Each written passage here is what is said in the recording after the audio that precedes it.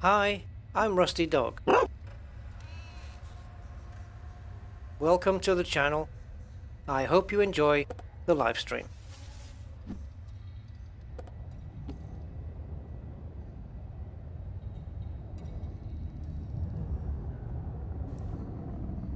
Good greetings everyone. Welcome to Elite Dangerous Odyssey. I'm Rusty Dog. Hope you've been having a very nice day today. So yeah, we're here a little bit later than usual, but I have an excuse. Yeah, so I hope it's not too late for you guys. Maybe run a couple of hours and see how it goes. So yeah, the reason it's so late is I've been out all day basically. I've been visiting Zontar, who you know comes to the chat a lot. So I've been down with him and his family, and what an amazing day! What an amazing family they are. Yeah, fantastic. Very, very nice people, and I hope to see them again very soon. Surprising that they only live like half an hour away. But yeah, it was a great day out, and it was fantastic to meet them. So I got back, I would say maybe about an hour ago. I've had to wolf down some food, and now I'm here. So, oh, cheers, Budman. Well, you have to make do, eh? Alright, guys, so who's with us today? Zonta! There you are. Hello.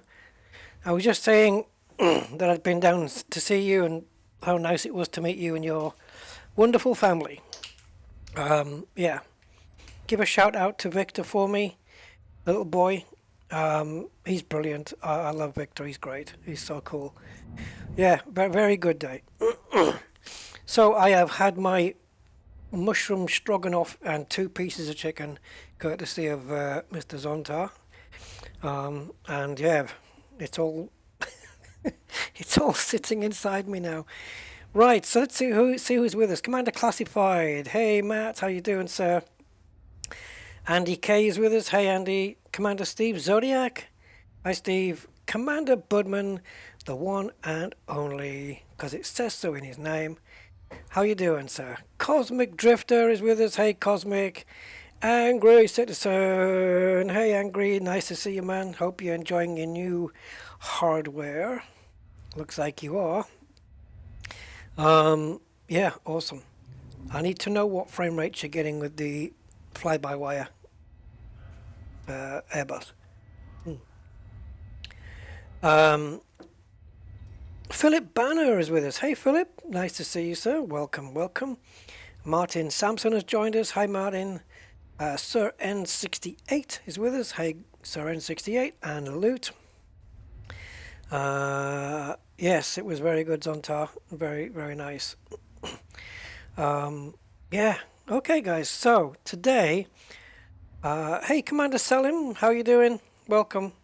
Today, guys, I thought what we do, as we're on the fleet carrier, is I kind of want to stick around here just a little. So I'm going to do something not too different, but in terms of making progress towards Sol, probably not so much today. We'll see. So let me just get to my ship. There she is. That's just reminded me I must have maybe a friend request or something from Commander John Beamer.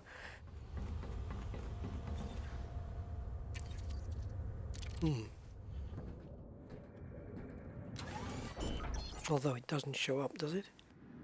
Yeah. Anyway, so we're on the fleet carrier. Everything's been repaired. The ship is all intact. Everything's good to go. Now, when I cashed in my Exobiology, you can see that my Exobiologist rank is cataloger, and it's almost tipping over. Almost. So, my plan today is to stay in the neighborhood of this fleet carrier and just see if I can find some plants and stuff to scan, enough for me to come back here, rank up to the next rank, and then we can move on. Yeah. Hey, is that Sven? Hi Sven. You regret not going east? Don't worry, there's always time. Always time. I've got places in the galaxy I still want to head off into, which I haven't done yet. I want to go more southeast as well at some point, I think. Let me have a look. Yeah, I'm interested in going like over to this region and also right up here. You know, sectors I've not been to before. Over here, I've never been over here in this area. And if anyone's going to Colonia, I seem to have lost the power of my mouse. If anyone's heading over to Colonia, where is it? Which sector is it? I think this one, Odin's Hold. Pay a visit in there. There's some mollusks in there that you can find that I believe are only in this sector. These electrified mollusks, so it definitely might be worth looking. Next time I'm anywhere near Colonia, I'm definitely heading over to Odin's Hold. This is certainly a sector I would like to get my teeth into for sure. Okay, so the idea of today is to rank up on Exobiologist. But the only way I'm going to know if I do it is by cashing in, and the only place I can cash in is this fleet carrier. So we need to stick in the area. So what I'm going to do straight away is add a bookmark, and I'm going to just do Hawkins Gap FC, fleet carrier, not football club, and we're going to save that one out. Okay, it's confirmation that it's been added. And all I'm going to do is just have a look in surrounding areas for exobiology candidates. Now, what the hell have we got it configured to here?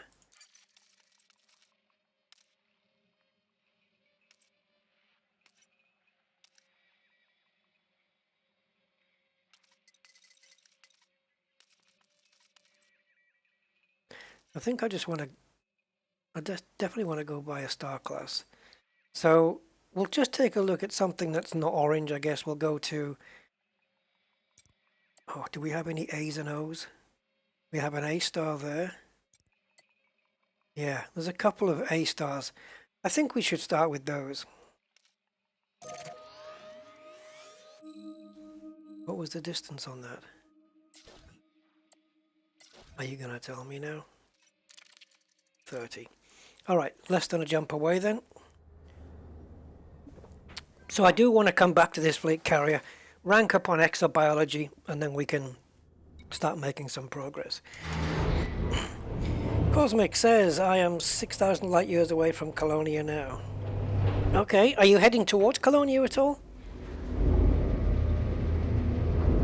Philip says, Commander Rusty, I see your combat rank is elite, but your exploration rank is elite 1. Okay, so basically they've introduced 5 new elite ranks recently. Well, I say recently, for a little while now. So now after elite, we have elite 1, 2, 3, 4, and 5. And I think the numbers 1 to 5 represent ranks, I believe. So that would be, like, maybe they've missed them out, but I'm going to go with novice and master and what is it? Is it novice expert master or novice master expert? Or I don't know. Basically, the 5th one is dangerous. So elite 5 is like saying elite dangerous. I think that's basically the plan on that one. So yes, elite 1. That's when you go, you know, you go from elite and then you go, the progress bar goes all the way to the end of elite, and then it flips over into the new one, which is elite 1. And I don't think that deadly sorry, that dangerous is actually the 5th rank, but I think it's set to be that way, if that makes any sense. Good evening, Bramley House. How are you? Departure complete. Farewell, Commander. So where you? Yeah, but I should have been beyond cataloger. This is the thing. But I lost all my data. Remember? What a beautiful sight this is. Yeah, I lost all my expo data in a accident, didn't I? Engage. And so, as a result of that, I'm screwed. Look at this. Got into Super Cruise and it's forgotten the system. If you target a system, this seems to be a common thing. So I'm going to have to plot the route. Oh yeah, I don't think so.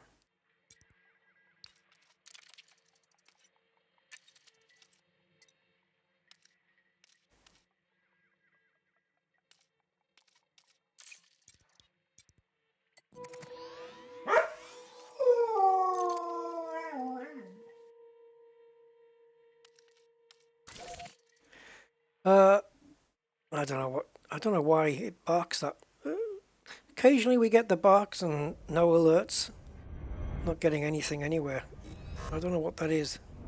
If anyone just subscribed, let me know, so I can say thank you.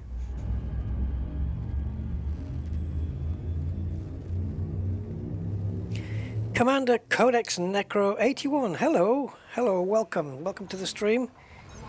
And Ian Townsend, hi Ian, 07. I'm starting late. Yeah, I've spent the day with Zontar and his family. So, well, I say the day, the afternoon really. Spent the afternoon there at Zontar's place, and yeah, so I got back a little bit late, but at least we're here. I had to do a stream. I could have saved it until tomorrow, but I wanted to do it today because Sunday's our day, isn't it? So we have to do it.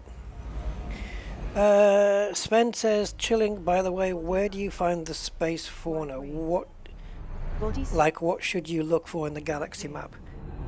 Oh, check this out. Did you see that? Body 7.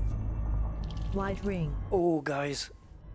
Hang on, Sven, and I'll just get back to you in a moment. We have... Okay, so...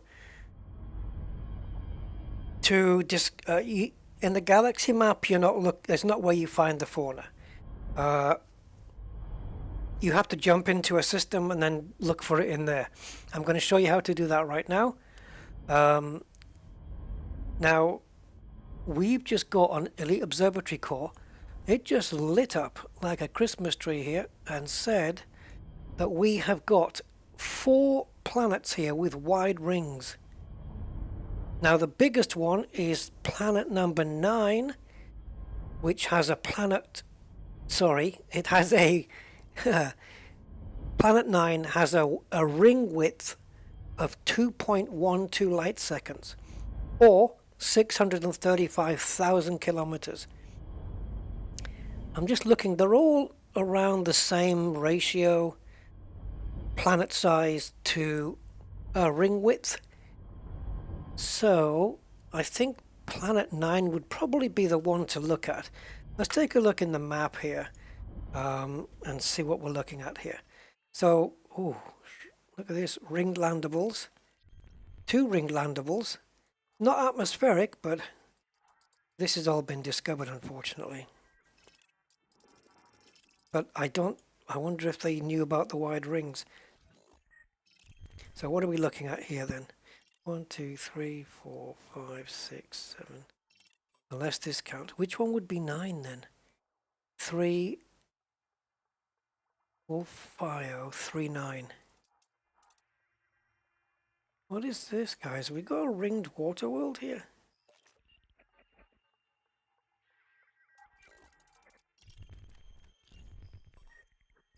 What an interesting system. It's a shame this is not our first discovery. And that sounded like a subscriber. And it is. Amanullah Khan, thank you. I hope I've said your name right. Thank you for the sub. Appreciate that. Much appreciated. Thank you for supporting the channel. Okay, so we do have an atmospheric there. So it's only going to be the atmospheric landables that are going to have fauna. So I guess what we can do is just point to that one. Let's just target that one. And then we'll take a look. So in order to see if there are any plants or fauna available, you need to go into the FSS, the full spectrum scanner. So because the system's already discovered and I know that I'm only going to get possible fauna from here, I'm going to target this one. So let's see if we can zoom in on this. We might not nail it straight away, but and if there is fauna or biosites, it'll come up on the top right hand corner of the screen. Wide ring. So that's body 8. I need body 9 though. There's a lot around here.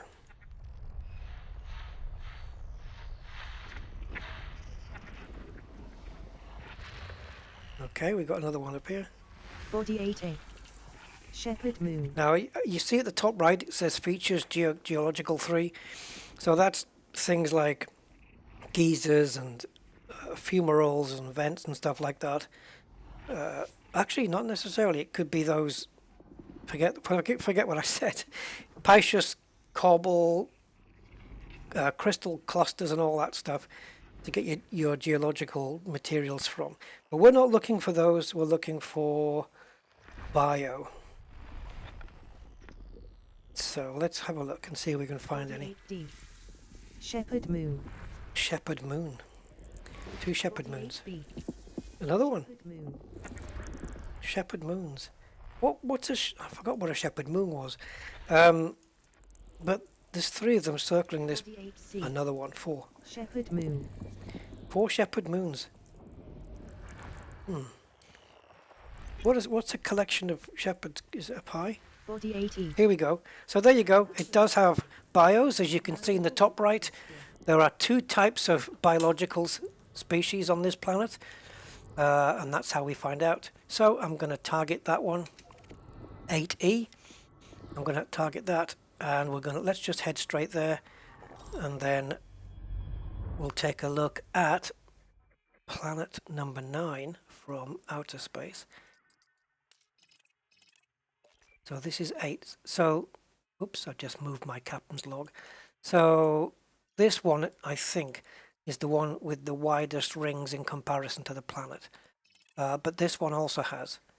So we'll go down to that one, 8E, and we'll probably get to see planet 8 in the meantime anyway. So, I meant the off-planet oddities like funny crystals, etc. Oh, you mean in the Lagrange clouds?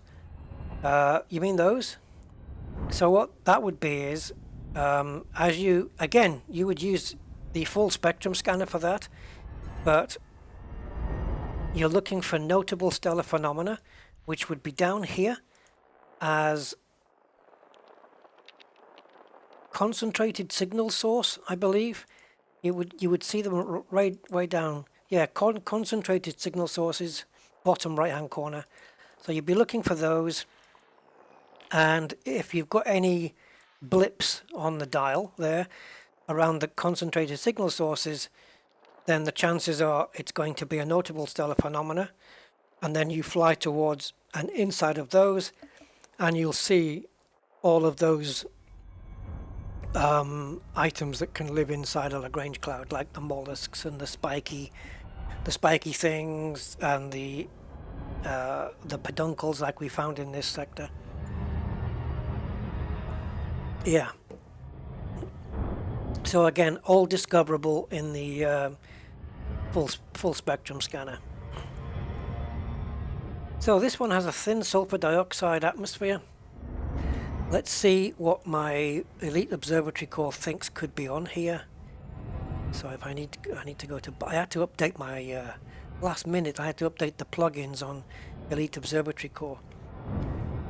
Okay, so we have... this isn't going to be too great. This is Bacterium Cerberus, which is 121,000, and Stratum Aranemus. Stratum Aranemus. Doesn't fetch too much money, 162,000, but nevertheless, we'll see if we can find both of them and add to our tally of exobiology, because that's the point of getting this. So I'm not really bothered what the species or genus is, just want to get them scanned. Yeah, so how nice it was, guys, to get into the meat and potatoes of Odyssey again with the John Beamer account, starting from scratch. And I think maybe in the next stream we'll look at building up the money quite heavily.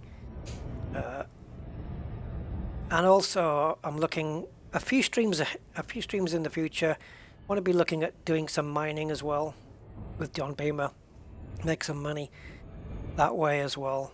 I don't want to forget that. I always concentrate on combat, trade and exploration, but of course mining as well, which isn't mining one of the requirements for an engineer. Wait, this is 8E? It's ringed? Is it? I didn't realize it was. Oh yeah. Ringed landable atmospheric. Okay.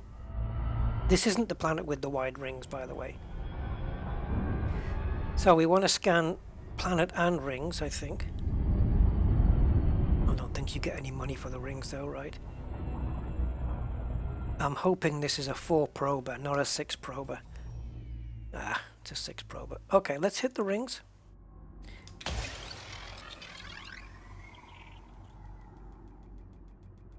Painite. Celian. Surface scan complete. I've not heard of that one. Okay, so we want 6 here, so I think we can do that from here quite easily.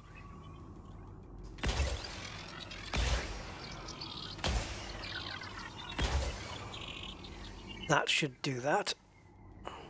So this has already been discovered and mapped, but footfall, I'm probably going to be the first for this one, because I don't think it's been mentioned on the system map. So there's the bacteria. That is the map for the other one as well, though, isn't it? Yeah. So that's a pretty wide coverage, to be honest, and it doesn't look like we have any. Oh, we do have one hotspot. Where was it? I didn't see it. It must be a tiny one. Did anyone spot a hotspot? I didn't spot a hotspot.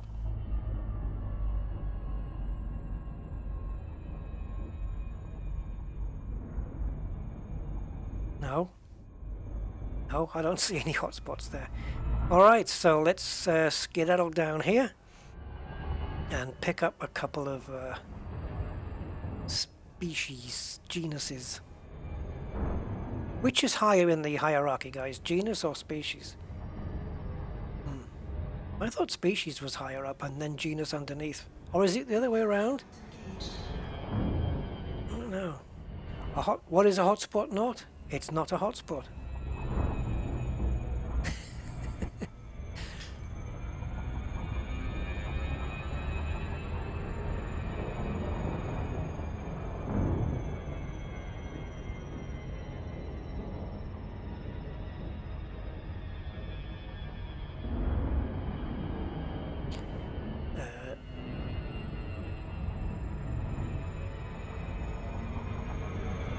Let's take a look at the planet surface again. Okay, that's fine. It looks anaconda friendly, the surface. Well, at least the part I'm landing in. That darker blue bit up top there, probably not so much. But the lighter blue areas, I think, may be a lot friendlier. So again, this looks very desert-like. 0.35 G here, maximum.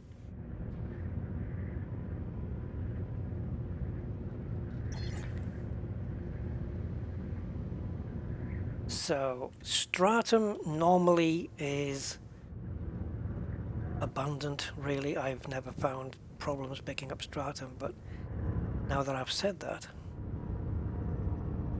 now what do we have here? Is that just a rock or a hard place? So there we have the Stratum. Oh, it's that stuff. It looks like a claw. Yeah, plenty of Stratum here. So 500 meters for both the Stratum and the bacteria on this one. Oh, nice landing, no problem. It's like I was in a Sidewinder. Ah, it's a good question, Sven. Do I use VR when I'm not streaming? I actually don't. But I should do. But I don't. I need the car, don't I? Yeah, I don't know. It's just, I don't see why. It's no extra hardship just to put the goggles on and go. But no, generally I don't. And while I'm out here, I could. The thing is, all the journey out here for Rusty Dog is streamed, basically. I don't really do much of this journey off stream, although I have done a little bit. But when you're back in the bubble in Odyssey and you're going to bases and stuff, because Odyssey doesn't support VR fully, it kind of puts me off using it in a way. For Horizons, yeah, it's awesome. But for out here, VR would be fine to stick with.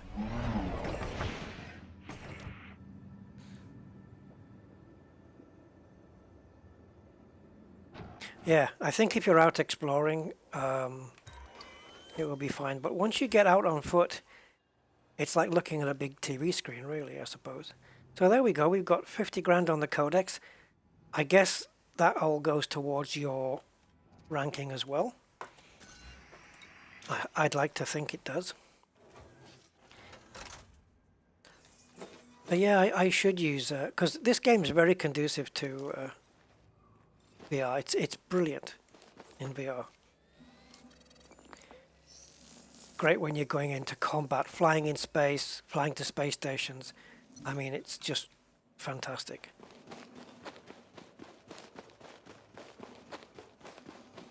I don't know if full implementation of VR in Odyssey will work very well, though. Like, even if I'm sure they could do it. Like, putting VR fully in Odyssey, I don't think is a problem.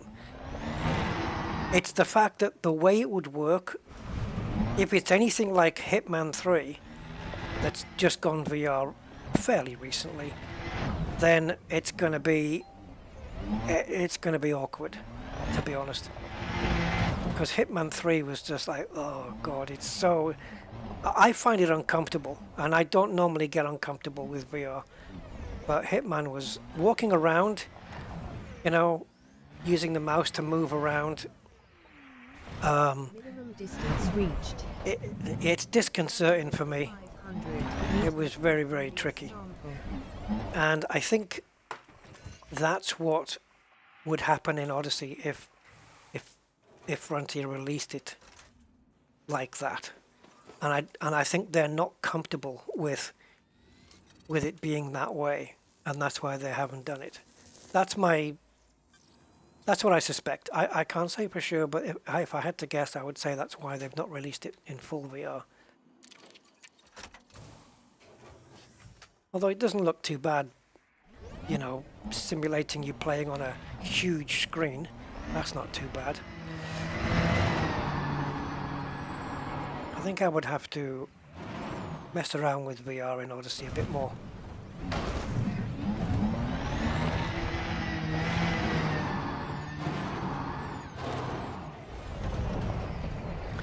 Yeah, No Man's Sky, again, for me it's just, I find it easier on screen.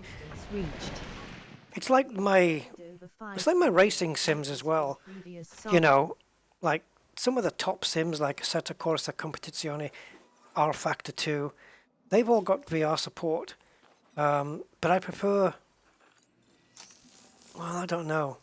The monitor's handy because the resolution is sharp, it's crisp, and the frame rates are good. As soon as you jump into VR, you're going to lose frame rates, you're going to lose quality, graphic quality. At least I do in the Vive. And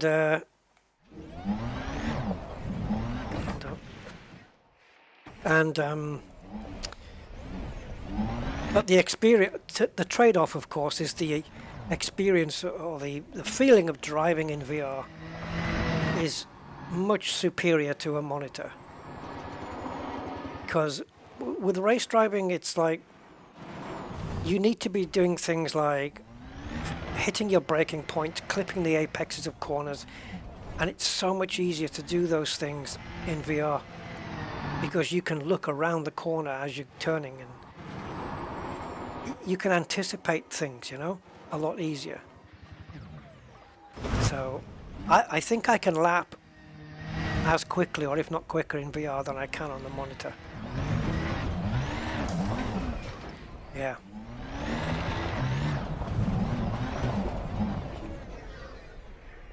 All right. So now we've got to hunt for the bacteria. We've got the stratum. So we're going to have to do that on the ship. Yeah. Yeah, I think there are lessons to be learned. I think the best on-foot experience I've had in VR has been Half-Life Alyx. It was built for that, but you can walk around in Half-Life Alyx in VR and it's perfectly done for me. I don't have any issues with it at all. It's just great. The way that they've done it, it just works. I don't know, maybe Frontier will find a solution at some point and do some kind of full VR implementation. And I think that would bring some players back to the fold as well. I think there was a few players that were not happy about the, you know, I'm too high now. We're not happy about that the Odyssey didn't get full VR implementation. And, you know, if you were a player that was solely playing Elite in VR, it's a bit of a knockback, you know. Is that bacteria, this one here? I think it might be. I just spotted it amongst the stratum there and I thought, I wonder if that is. But we need to... Oh, we are down. Do I think console will ever get Odyssey? I don't, Saphiro, actually. I don't think so. I think when Frontier canned it, that seemed like a pretty permanent thing to me. Unless something drastically changes in whatever was stopping it, making whatever, I don't know, they're going to have to... It depends what the issue was. It might have been a business thing, you know, I don't know. It might have been business, it might have been technical in that maybe Microsoft or something wanted guarantees that the game was going to hit 60 frames per second all the time. But the only way that Frontier could optimize the game to hit 60 all the time was to severely compromise the graphics and stuff. And I don't think they could maybe do it. That is just a guess. I'm not saying that that's what happened. It's either that or there's some business deal kind of. Minimum distance reached. You've traveled over 500 meters. Slam it. I'm going to have to slam it down. Oh, 6%. That's more than I wanted. Yeah, it might be something like that. Again, it all depends what the reason was why they had to can it. But I don't think that's a decision they took lightly. I think it hurts them to do that, to make that decision. It hurts Frontier to do it. And yeah, like I say, I don't think they really wanted to have to do that. But because they have, I get the feeling it's permanent. Which is bloody unfortunate, really. for the console owners.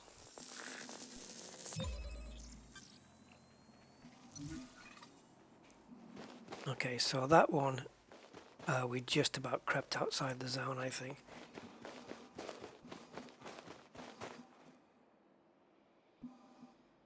Distant from... Oh, okay. That was the second sample. Right. So now we just need to find the third one. And that's this planet done. And this is the only planet in the system that has got bios, because it's the only atmospheric one. So we'll just stick around the neighborhood. You know, I won't drift too far away unless circumstances turn out that I have to. Now there's some more bacteria there, but that's way too close. So it looks like we've got some decent coverage here. Minimum distance reached. Okay, so any green splats now? There's one. 100 meters from previous sample. Let's drag it down. This is lovely for landing. Like, no problems getting a parking space here. Look at that. Anaconda-friendly planet. Okay, so over here, somewhere. I'll have to jump up to see it.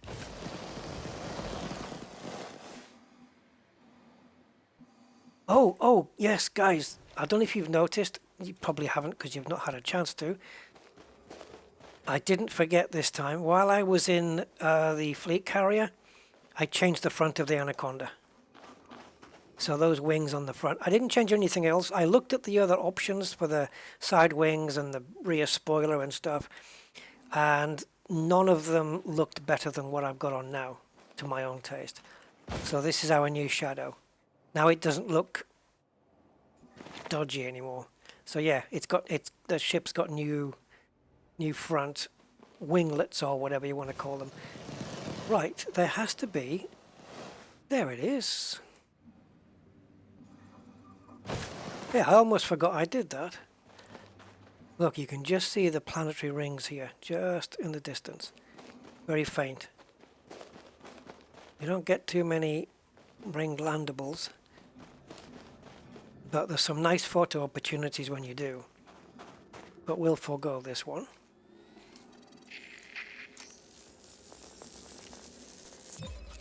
And that's it. Planet done.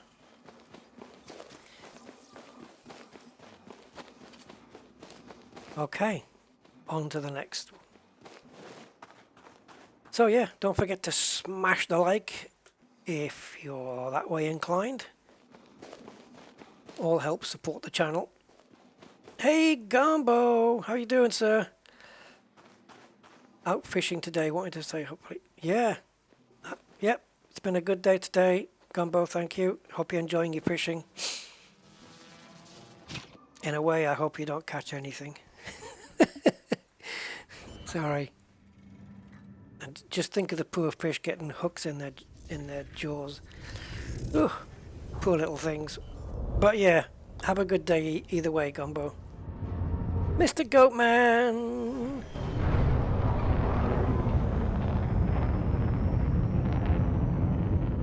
Oh, can you imagine the original Quake in VR? Yeah, and Unreal Tournament. Thing is, there's a lot of on foot quick movement though. Like Unreal Tournament is really fast paced when you've got, you know, all the bots and stuff running around, and it can really make you, you know, uncomfortable. Or it's more likely to make you uncomfortable, I think, is the way to say it. That kind of movement, especially if you're moving your character around with the mouse, you know, moving the head and body around with the mouse, because you know you're going to turn that way because your mouse is pulling that way, and so your brain knows what it's going to do to the character. But when the character moves, it's almost as if your brain is trying to catch up. Hold on, I'm going to try and cancel this. There we go. How far is it to 9 from here? Oh, Okay, forget it. I was going to go and check out the wide ring, but we'll forego it. Thank you, Loot, for the like. Awesome. Purple ringed. I loved playing Unreal Tournament back in the day. And I played the original Unreal. I've still got both of those games boxed in my cupboard. But they did, Unreal Tournament, they did a revamp of it, which I have somewhere. They did a whole revamp of UT. Yeah. Back in the days when I used to play against the bots. And online. I even played occasionally online. System scan complete. Okay, system scan complete. So, oops, wrong map. Let's see what else we can find. What about this fella?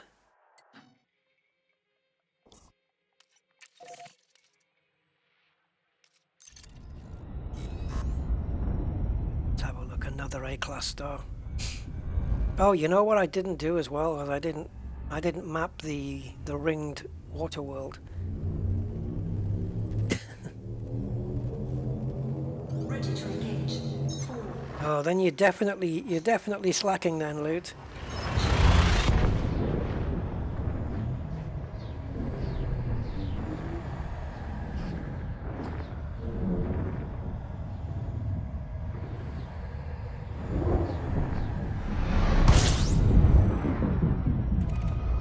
Right, let's hope there are more things here. System scan complete. And there aren't. Damn. Should we jump into... Let's try this one. I don't know how far out I'm drifting, but I shouldn't end up to be more than 2, 3, 4 jumps away from the carrier. And I don't really care what direction I'm going in. I may try up and down as well as across.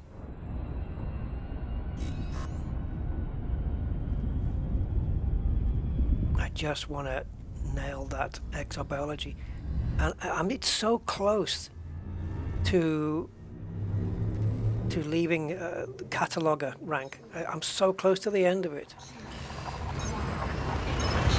Slacking as in feverish. No, slacking as in being slow. If you normally do it within a minute, you're a bit late. But I'll take that.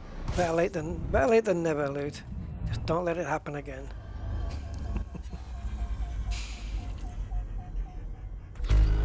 Oh, 3. Discovered? Probably. Yeah. Oh, it's a first discovery though. But yeah, nothing really here. So let's have a look. Let's have a look down the way. Did we try this one? I'd like if it was a class O. Right, we've got a white system map, so we've not visited there before.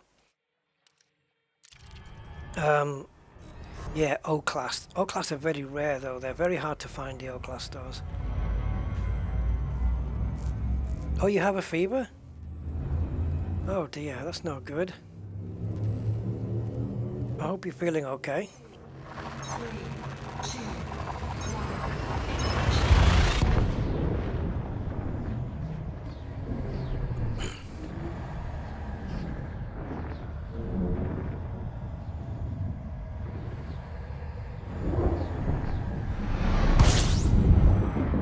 Okay, let's scoop and scan. Whoa! Okay, 32. Has it been discovered? Yes. And that's not great, the fact that it's already been discovered. Hasn't been mapped though.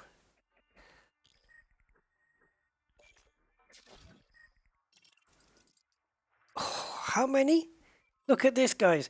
Right, normally when you get a bunch of landing landable atmospherics. If one of them has like 3 bios, then the next one may have 3 or 4 and then 2. So apart from this one, I think we're going to have to go through the FSS for these, because these could be scattered all over. So we've got 1, 2, 3, we've got 6 there and another 2 here. That's 8.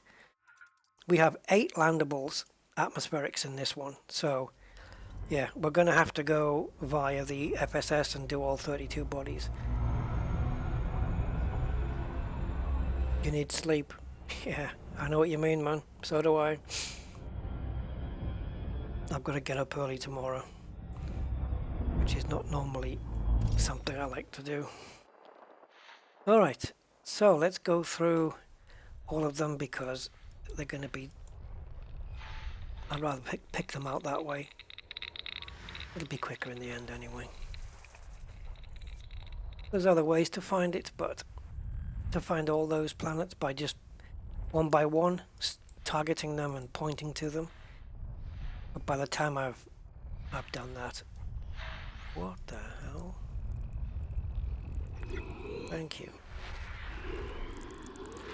Yeah, by the time I've done that, it's might as well just do it this way.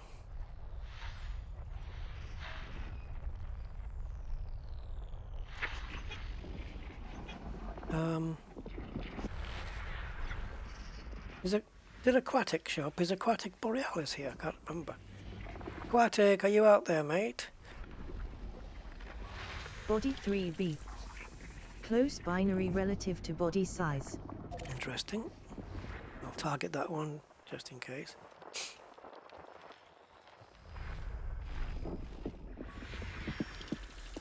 So I'll just quickly slick through these. Body 3E. Oh, Landable with atmosphere. vacation. Cool. So that, hey, we got 4 here on this one. Does that mean we can have 4 on the other ones? Or at least... Body 3GA. Nested moon. Aquatic was in Ghost Stream. Okay. Body 3G. There you go. Another one. Bio 4.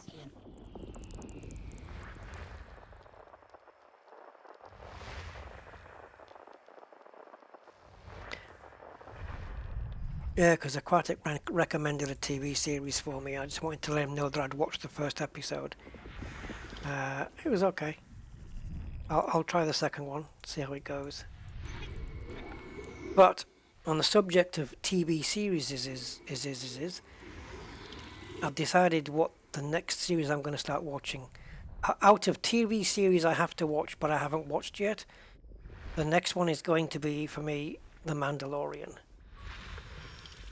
I've been meaning to do that one, and then after that I'll do Boba Fett, and then after that I don't know. So yeah, Mandalorian I think next up for me. Strange New Worlds. Strange New Worlds? Now, is that an amalgamation of Strange Star Trek Strange New Worlds? That one? Because people have recommended Stranger Things as well. So there's a lot of strange stuff out there, guys. But if you're talking about Star Trek Strange New Worlds, I've already seen all of them, and I like it. I think it's a fantastic series. I think they're doing really well with this one. It's almost as if classic Trek is back somehow. Body 4A. Landable with 3 atmos, three atmos, yeah, 3 bios on this atmospheric world. Body 4C. Landable. We'll take a look at the Body 4D. Elite Observatory core to find Landable out atmosphere. what kind of bios we're looking at. Body 4F. Landable with atmosphere. Yeah, Star Trek Strange New Worlds, it's really, really, really good. Body 4B. I like it. Landable with atmosphere. And the fact that they got Landable Mr. Bohannon to play Captain Pike. If you watch Hell on Wheels, Mr. Bohannon. Anson, what's his name, is playing Pike, and he's really good at it actually.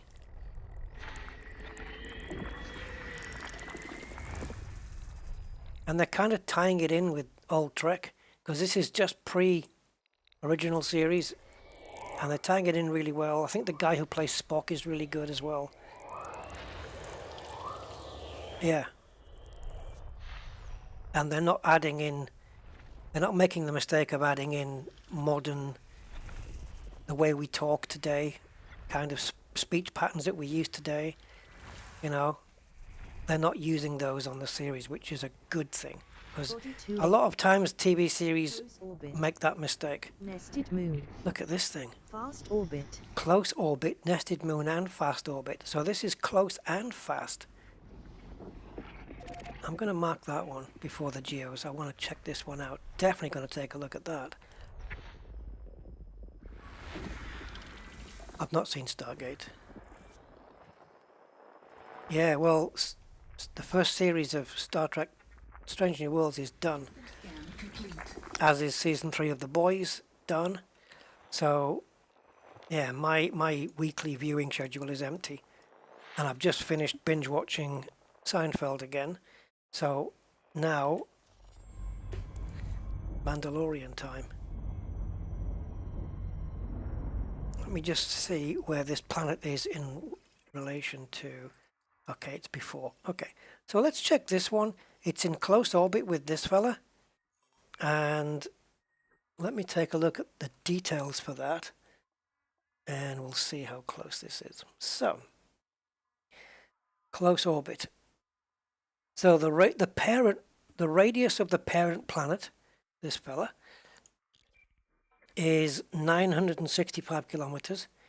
And this is orbiting at 2,529 kilometers. All right, so in terms of speed, taking 6.7 hours to do a full orbit. Unlike us, 23 hours and 56 minutes to do a full orbit. Yeah, let's go. A full rotation, I should say, not orbit, full rotation. Sorry, I'm getting it mixed up. Any advice for cargo running on Type 9? Just got destroyed by an NPC pirate. Advice to not get destroyed?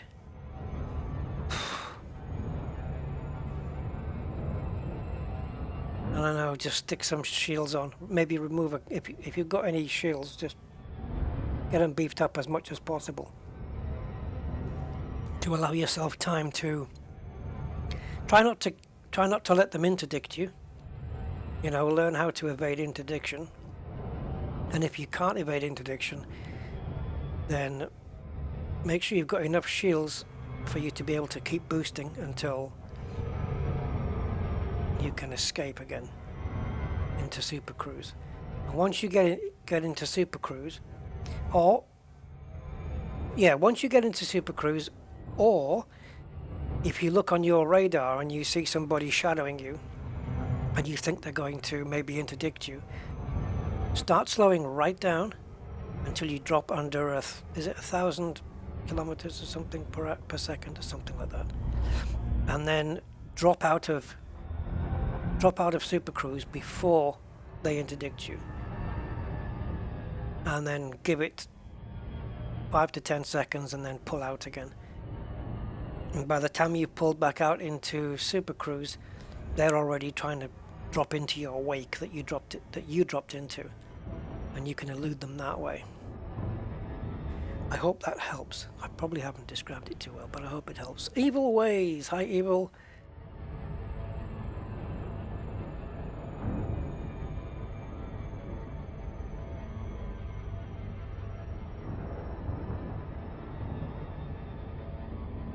Okay, so we can see both moons now. They're fairly close. I guess we could land on one of them. But the other one, If we land on this one that we're focused on here, we're going to see mainly the dark side of the other one. What the hell is this? What's going on there? This looks like somebody's just blown their nose on it. They're both landable. Oh, I've got to check this out. What on earth is this? I mean, it's weird because it's like the planets. It's like it's a planet just made from a virus. This looks like something that you would see in Horizons. This kind of coloration. This blue, this green going to blue all of a sudden. Let's quickly. Oh, look! Oh man, I love it. Flight engaged.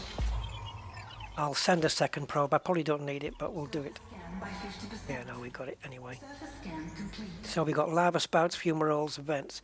But check this out. Look at these caverns here. Canyons. Caverns. Canyons. Canyons. Look at those. Oh, you know I like those guys. We may have to land on the blue bit and here. I want to check these out. This is always fun for me. We can go down into the red as long as we get out of it before the drop zone.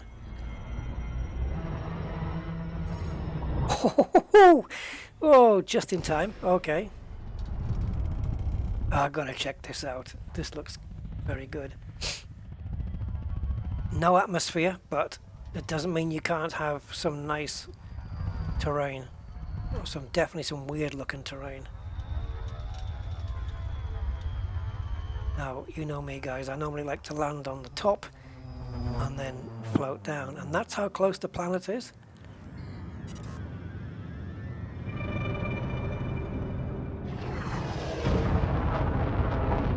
So the canyons don't look that deep, really. Not from here anyway. But we're still 2 kilometers up, to be fair. So let's see if we can land on this, what is essentially black or dark grey surface. It's probably carbon or coal or whatever. Yeah, let's go on a little adventure here. Wow, how many times do you get to land on a black surface though? It looks brilliant. Oh, I'm hoping we can get a landing here. Come on ship, stop creaking and get me a landing area.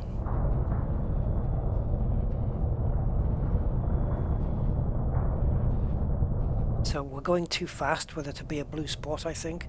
So we're waiting for unsuitable terrain to say slow down. It's not going to say it here. We may have to go down into the green. But I wanted to venture down there. No, I don't plan on losing any exadata. Although the only exadata I can lose is the 2 plants I've already done, because everything else is handed in at the fleet carrier. So apart from the 2 that we've done on this stream, that's all I have in my backpack. That's it. So it wouldn't necessarily be the end of the world if anything happened. So I can maybe afford to be a little bit more brazen. It's weird because on the radar the ground doesn't look that... It doesn't look that bad. Whoa, we had a huge window there. Huge. No, I'm going back. This was a massive landing window.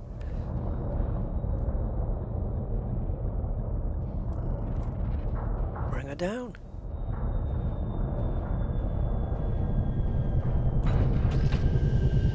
All right.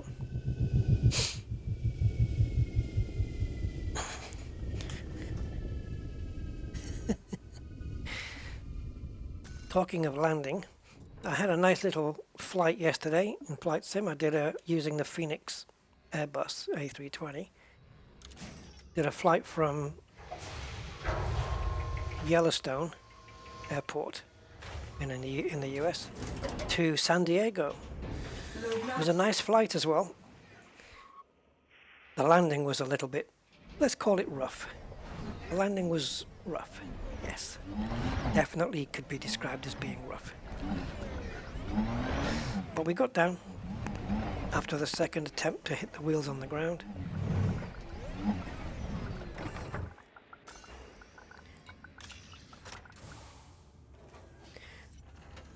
I fancy a screenshot here because, well, we've got the planet and we've got a grey, although there's some more detail here you can see now.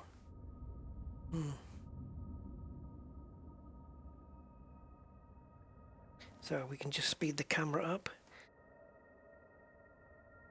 That makes kind of a cool shot. Right, screenshot taken. I'll do a big one as well.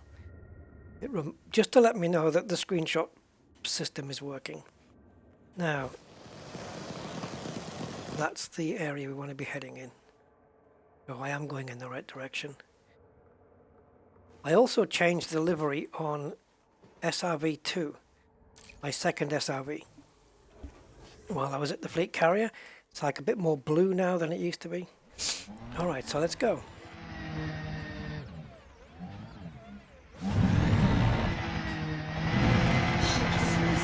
No point leaving the ship there. I don't think I'll be coming back to it. Oh, I maybe should have... Oh, yep. Definitely should have left over some boost. This isn't going to be good. I need to clear this. Okay, night vision would really help here. So I can just get the contour of the land of where I'm going to be landing. Slow down. Is the integrity compromised? Wow, 52%? So what good is the shield? I'm kind of glad that the shield didn't take any damage, to be fair. But the shield does nothing to help your hull. Oh, shoot. Okay, so half the hull is already gone.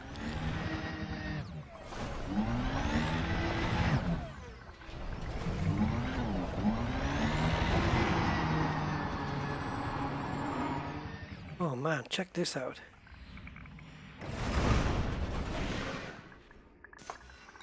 So we've got another dip behind us, but there's even more color down here, like a grayish.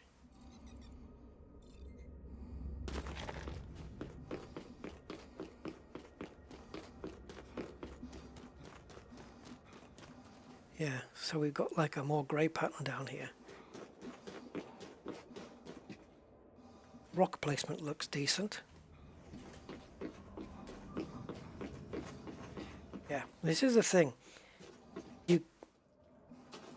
I'm pressing to jetpack and it won't jetpack because you need to be jumped in the air before the jetpack works. It won't. The jetpack will not release until you jump. I don't know why. It's just a little quirk that it does. Where's the planet? Oh, are we too far? Yeah, we're too far down to even see the planet now. There it is. All right, let's bring the ship back and see where it lands.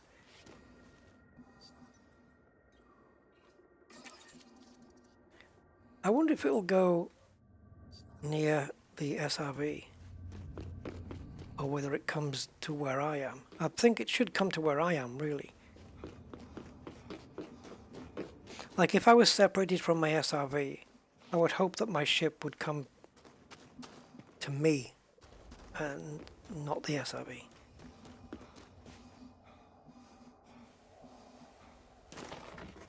Let's see if it decides to land at all, because it's been rather finicky on a couple of occasions. Can we see it from here? There she is. Oh, you're going to complete this landing? Okay, yeah, maybe on that patch, on that smooth patch. Oh, it is. Great.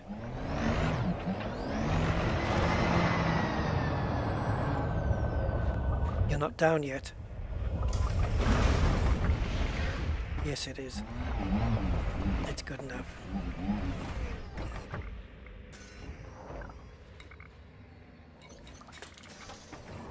Hey, Samondo!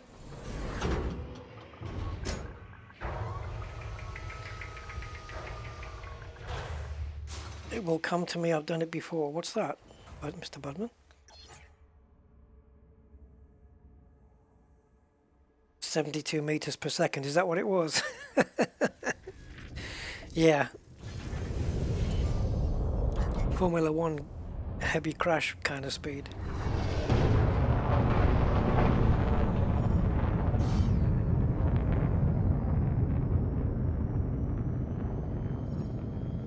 Wait for the bleep. The you're out of mass lock bleep. There it is. Subtle, but that's all we need. 4, 3, 2, 1. Engage. So as soon as we hit Super Cruise then, we go outside and we'll look back in anger. Which you're not supposed to do apparently, according to Oasis. Now where's the blue? There it is. I don't know, is it worth checking out? It's a weird spot. I wonder what the makeup of this planet is. Like if it has a certain percentage of ice, for example. Because that will explain this.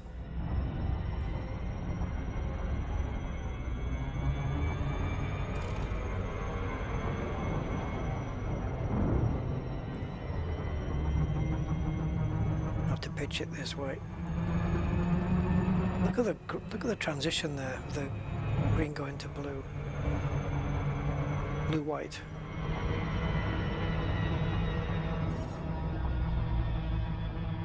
This is an interesting area then. We can get down there. Right there.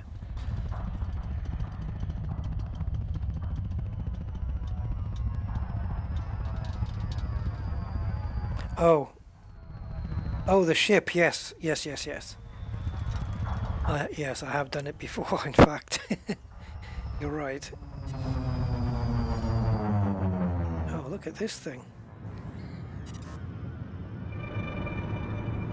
Volcanoes now. I know we have vents and fumaroles and stuff on here, but that's not one of them. This is a feature I've seen on a lot of different planets where you get these, I don't know, kind of mini volcano looking things. Or at least they've got, like, I mean, they don't go anywhere, it's just a very shallow crater, but that kind of shape, wow, look at that. That ice in the distance looks amazing. Let's see if we can get a landing here. We can have a little run out and explore it. Unfortunately not here. We did get a blue there, didn't we? Let's see if we can get another one. We'll just drop a little bit lower.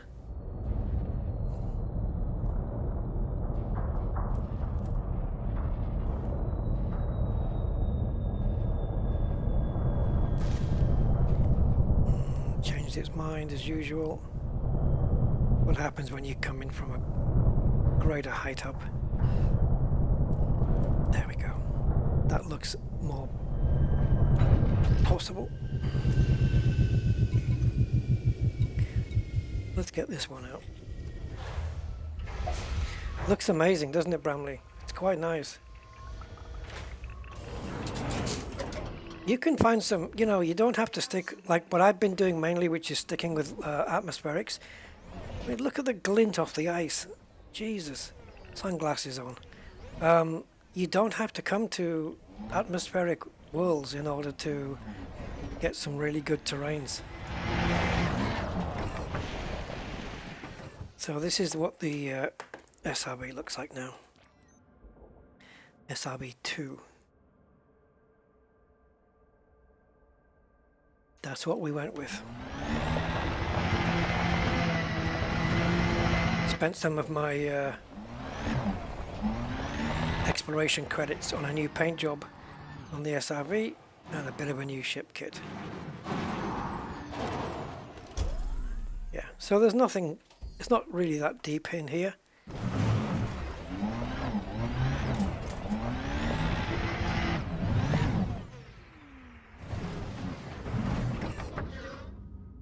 Now that's a pretty good view. We've got this green tinge to everything, and I don't even have night vision on. Wow. Screenshot or what?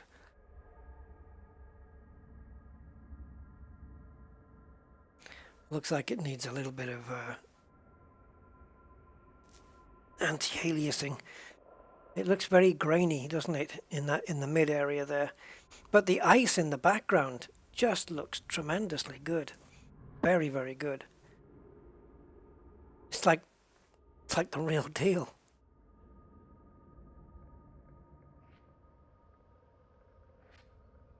Let's see if we can get a better view of this. So can we just pull this out? Yeah. Now it looks like a photo that the lunar rover would take.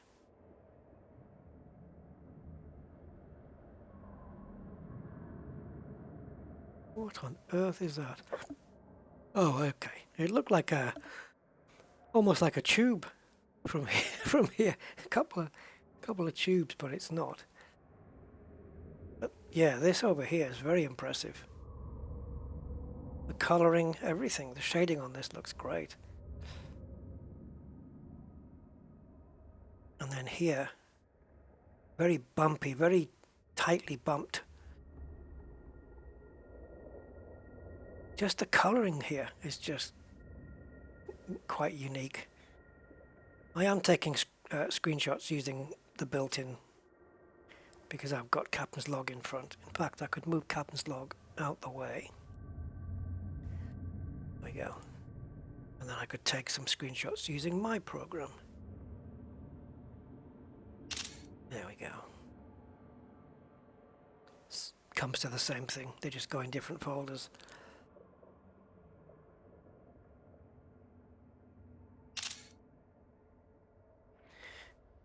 Linksteer, hi, good Sunday. Hans, why is my name always on the screen? Well, because there's been no change. You were the last member. Remember? If somebody else wants to become a channel member, then they'll get their name in lights. Until then, enjoy. Okay, right, so yeah, nice views, very good. Dusty as well.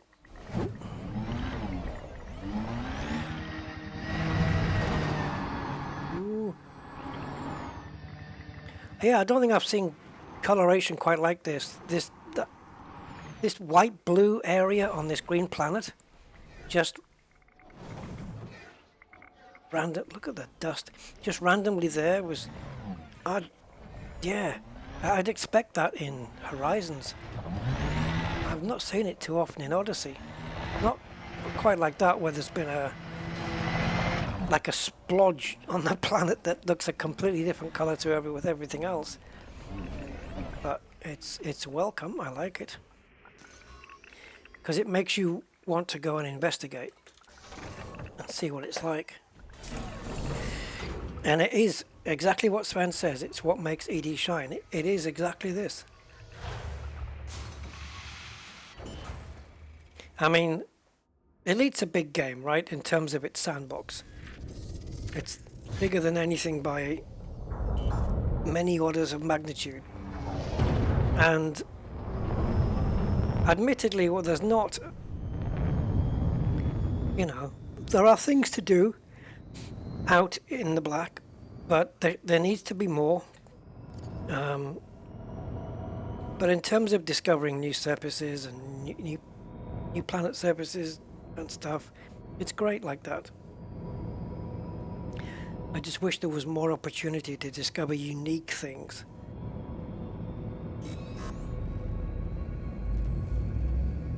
So, we have planets here with an abundance of bios. And so I think what we're going to do is take a look at what those bios are and decide which one. Or should we, do we land on all of them? Oh, guys. Yeah, you see now it's saying receptor, but there's no way going to be receptor here because the atmosphere is not correct. So, out of the two that have got 4 bios, it's Alioida, Bacterium, Cactoida, Concha, Fungoida, Osseous and Tubus.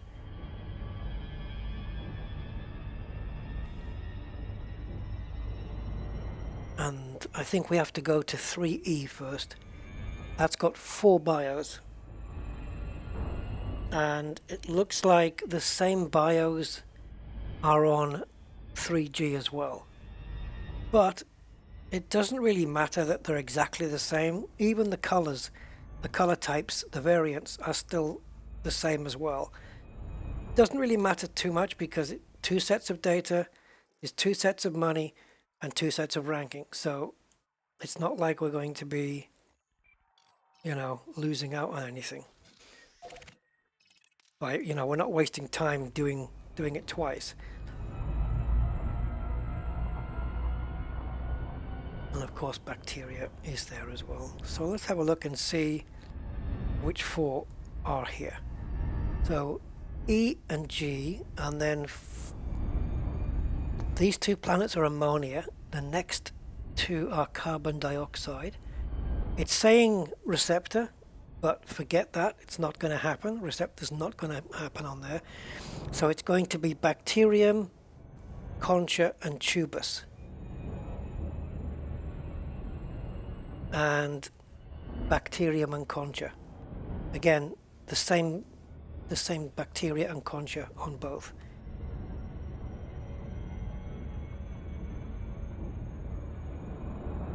So let's check out 3E and 3G. And maybe 4A. And then we can cash in and see if we've made it. Yeah, go for all the bios. Every landing is a new thrill. Yeah, you just don't know what's going to be out there. And if you decide to go for planets that are non-atmospheric as well, I mean like one we just did, you don't know what you're going to see in terms of planetary terrains and stuff. I mean, imagine how many amazing and cool looking planets we haven't seen. You know, ones that we've bypassed in the systems we've visited. Never mind the systems we haven't visited. There's so much coolness out there in terms of planet tech, and you know, we've probably missed planets that have got huge canyons, huge mountains, and we've missed them because they're on non-atmosphere worlds, because I'm hunting for bios. And so what's happening is that the non-atmospheric worlds are kind of being pushed aside a little bit. So Frontier could add something where it makes it just as viable to land on a non-atmospheric planet. So things like caves for doing maybe cave mining, you know, just features like that. That could be on any type of planet, atmosphere or no atmosphere. Yeah, we need reasons to land on non-atmospheric, apart from geosites.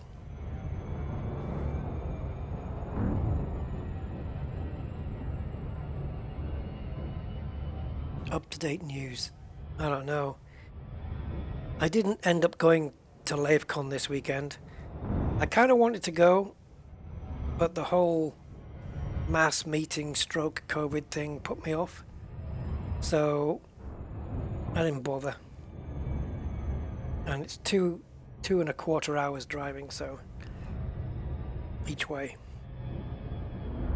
And I would have had to do it all in one day, because I don't think I would have stayed overnight Saturday, Sunday. But if I would have gone, it would have been for the Saturday. Did anybody here go to LaveCon? Because I know Frontier did a live stream from LaveCon.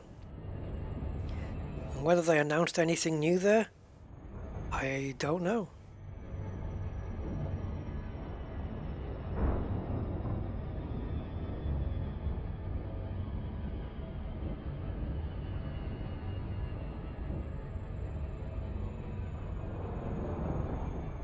Yes, the alt-type bios. That's right, Simondo. Yeah, the brain trees and stuff like that. Yeah, you're quite right. But it's not something I've got any reason to hunt for at the moment. This is a nice looking planet. But yes, you're quite right. Those things are there, barnacles and whatnot, right? This looks interesting. Look at this mountain range right in the middle here. And again, plenty of green. So this is an ammonia atmosphere, so if we were to land near the sunrise area, we would expect to see red and green sky. 4 probes, so not the biggest planet in the universe. Surface scan by 50%. Surface scan complete.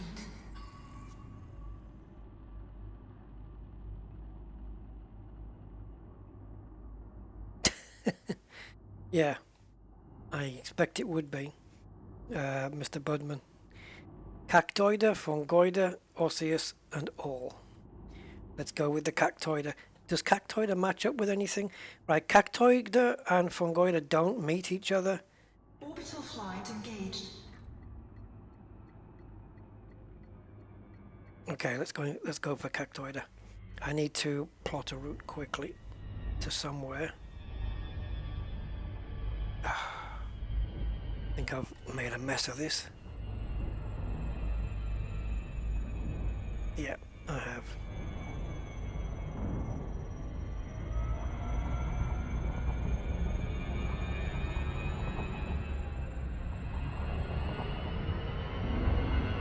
Okay, so Cactoida and Osseous. Right, so Cactoida and Osseous can live. Osseous is there. Right, I'm going on that island. That blue island right there.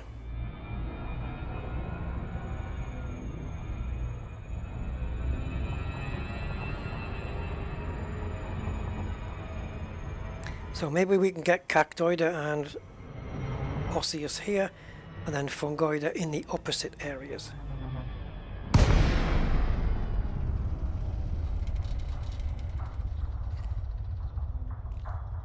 And maybe even bacteria here as well. We might get all 3 species in this little section. I say little, but 0.14 is the gravity here. Okay, we have a nice flat piece there.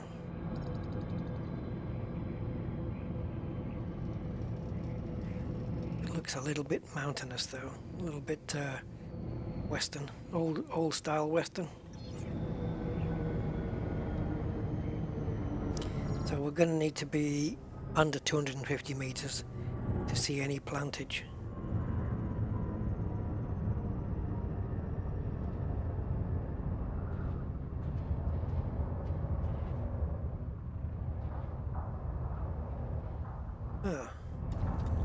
So far. So we're looking for Cactoida lapis, which means pencil, except it's spelt differently. Right, so let's take a look. Codex.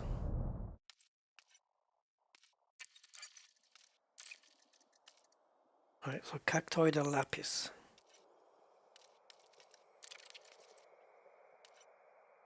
Ah, It looks like it's got beans, green beans on top. So I've not discovered any in this sector before, so that should be... this one I have never seen. Cactoida vermis. This is new to me. I've never even seen this. I think even in the previous sectors that we were in, didn't have this. Oh, I'd love to find that here. How close is it? Shock me. 19,000 light years. That's enough. Okay, so we're looking for little stones with beans on them. That's going to be fun.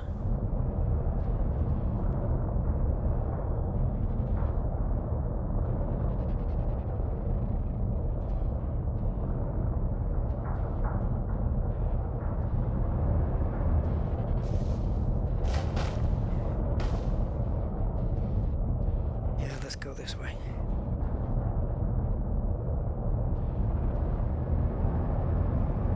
Whoa, don't glitch. I'm skimming the ground here. Don't need these stoppages. Oops. No, that's not them. They're just piles of stones. Let's see if we can look in here.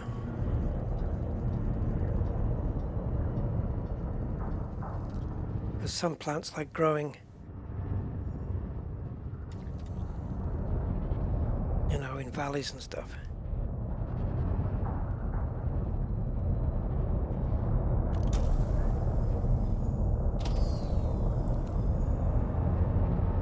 Well, and the osseous is spiralis. Let me just check for that one. I should have looked at the same time. Which is the one with the holes in it? That's spiralis, isn't it? That is. Okay, so that one. And the one with the holes is pumice. So, we're looking for that one or the cactoida.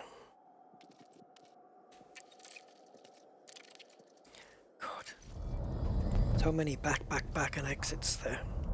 Okay.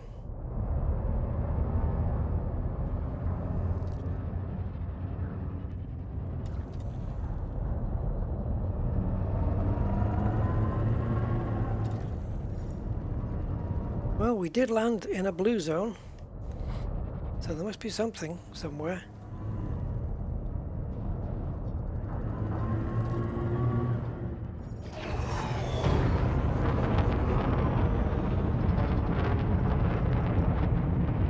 Check over here.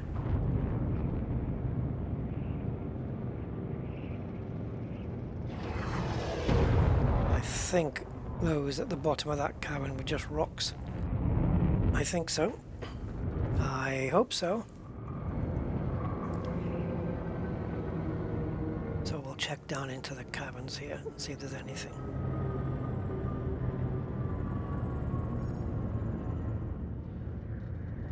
I don't know, some plants just like it down here.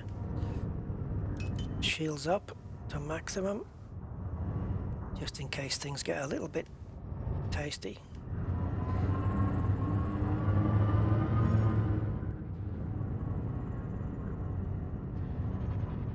All bios and not a hint of one yet.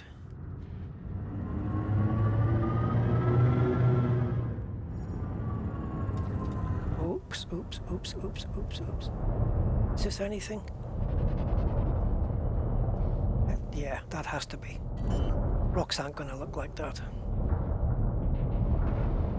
So, Cactoida lapis is 300 meters on this, so we're going to pull back a little. See if we can get a landing there. That's a no.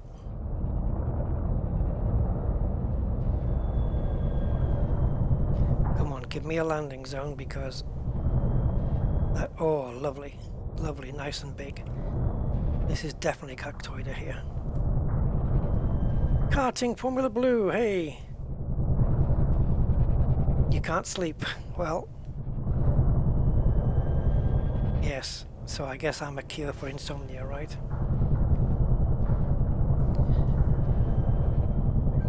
I'm still not taking that as a compliment. Oh, come on. Thank you.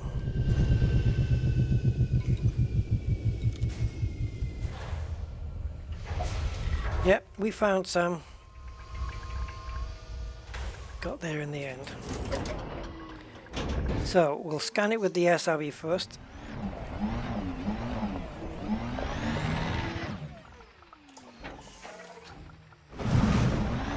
Was there some here as well? Yeah, because if we can scan these instead, then it's better if the other one's down there could be the second scan if we're 300 meters, within 300 meters, you see? All right, 50 grand in the codex. Lovely, lovely, lovely. So if we do our first scan here, the second one might be the ones down there. Let's hope that works out. There you are.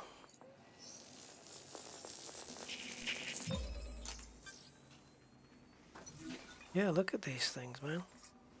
I think I have come across these before. Certainly not for a long time. So this is a cactusy thing then. Nice detail on the leaves, by the way. Quite like that. Or leaves. I don't know if they're leaves, whatever. I'm not a plantologist.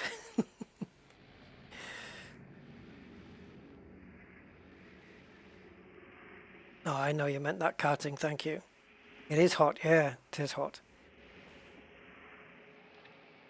Right, so we're going to go this way. And in this bunch down here, I'm hoping that the furthest one is at least 300 meters away from that last one.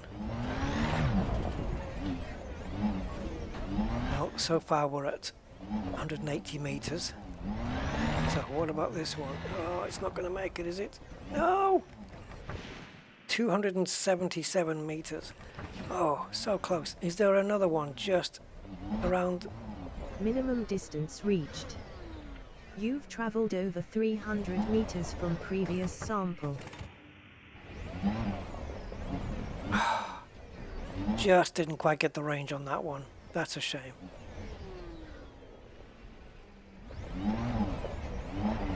Dag nabbit. This is the furthest one out. And it's 288 meters. Doesn't quite stretch. Yeah, 283. Oh, damn. We could have got very lucky there. Look, you can tell it's an ammonia planet, can't you, with their atmosphere.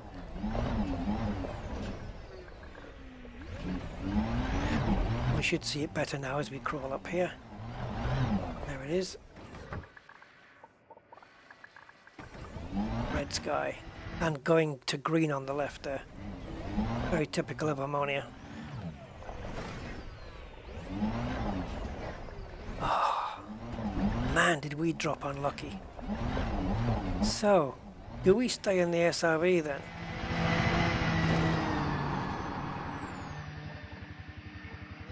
Because I would hope there'd be more in the area.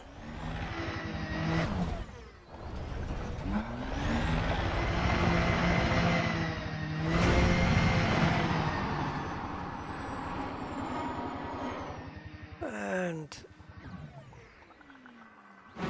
okay, we're committed.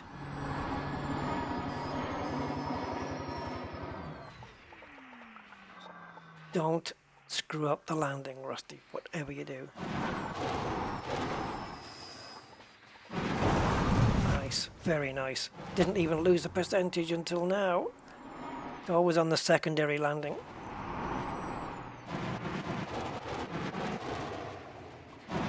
When is this gonna stop? Okay, that would cost me 1%. I can take that. Oh, bye-bye ship. Now that I'm down here, I don't know whether we're going to see any cactoida. Does it grow down here, or does it just prefer the surface?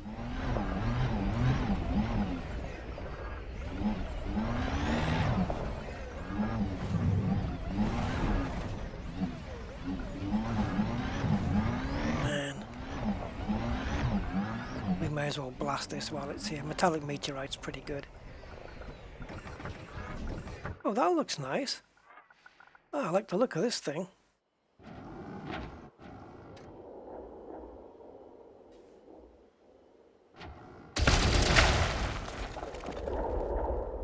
Ah, I didn't have my cargo hold deployed. Oh, Jesus, what the hell was that? What on earth did I hit there?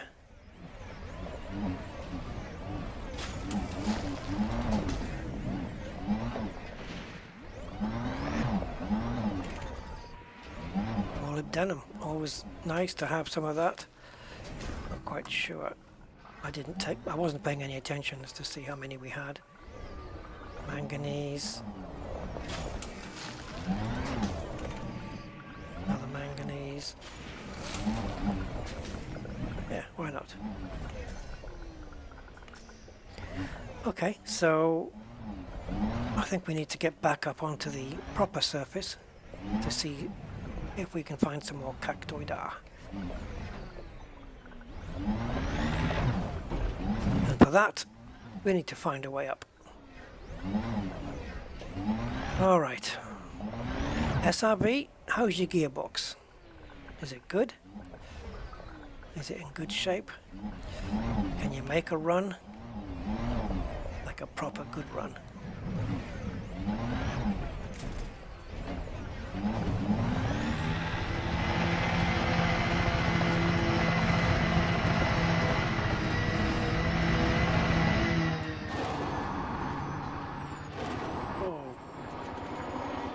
Okay, I didn't know that was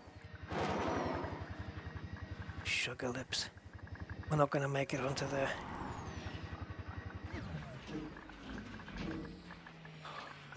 This is going to be bad.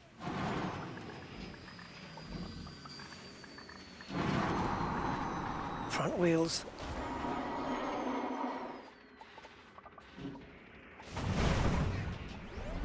Not too bad after all. I thought that was going to be a lot worse.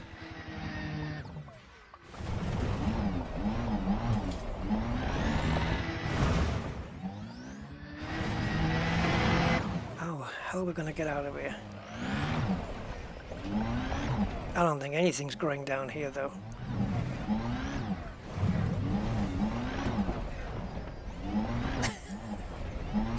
All because I boosted just a little bit too much. Maybe we can go this way. I've got a good feeling about this way. Use it as a ramp. You missed the ramp. You missed the ramp. But you didn't miss the wall. Oh, buddy.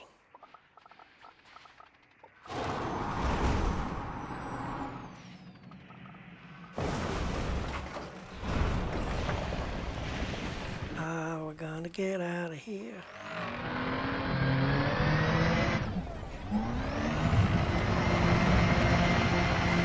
Just go, just go, just go, just keep going. Nose down. Pitch down. We need the front wheels gripping. Okay, reverse. Full reverse. Oh, God. It doesn't even know which way it wants to face. It's just going to be peak after peak now, isn't it? Where is the flatland bit? We're in the midst of canyons. Alright, the only way to get around this, I think, is to try and get the SRV up here like this. And stay there. Disembark and try and find the ground.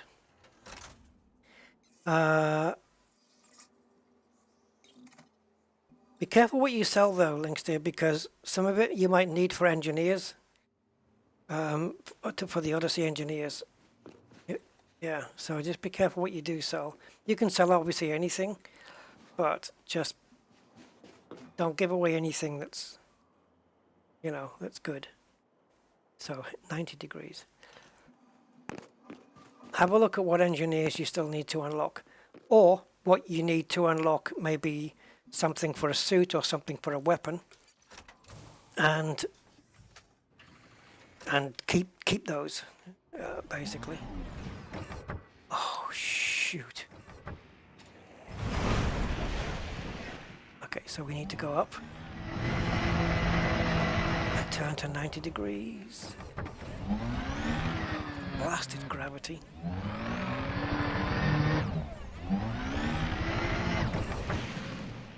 Alright, I need to skim along the top of this thing. Don't get too edgy.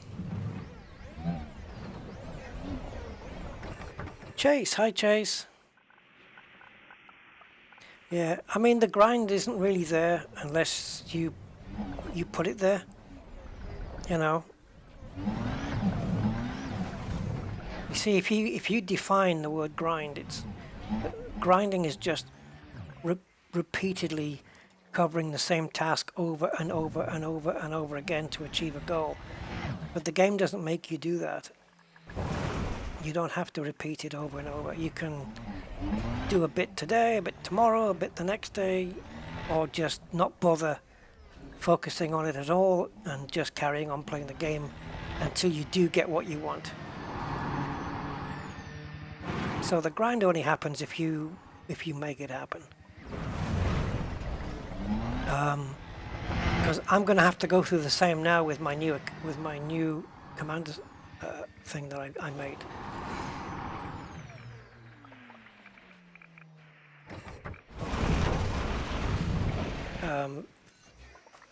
But the only time it becomes a grind is if I purposely focus on something.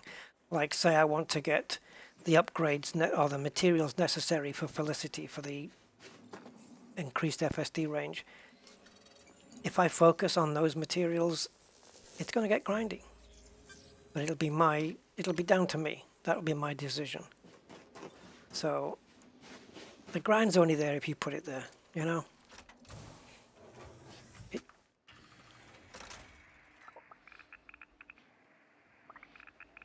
Okay, so we need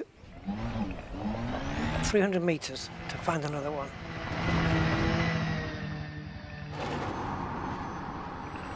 But yeah, don't let it stop you playing the game at all, because it's not something, like for example, if you don't play, then you can't progress on what you need, right? Because you're not playing it. But if you play it and don't focus on what you need, you're going to collect it at some point anyway. If you know what I mean? You'd have probably got it by now. Oh, Cosmic. Just put 2 and 2 together and made 2.1. That's not a nice thought. But anyway, if that's what you're into, mate, you go for it. Just leave me out and don't send me pictures.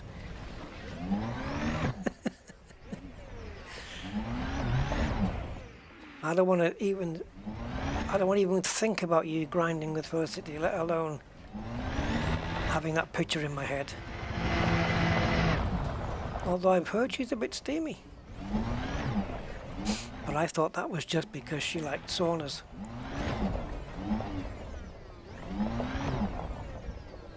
Yes, if you don't know what to sell, sell nothing, keep it.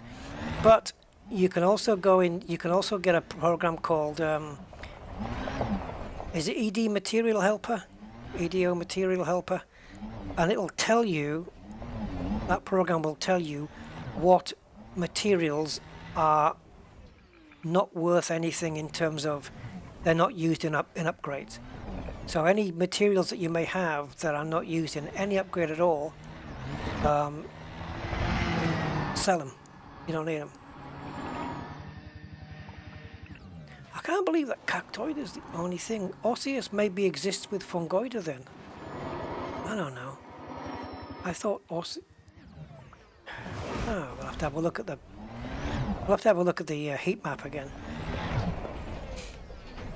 But I was pretty sure that Fungoida and... Sorry, Osseous and Cactoida live together in perfect harmony. But I have not seen any. Oh, there we go. Third scan.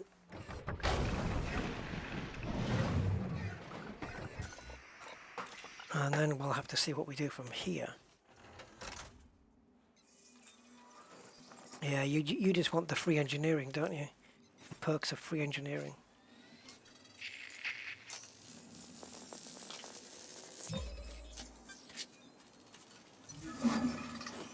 For me, I'll stick with Aisling Duval, thank you very much.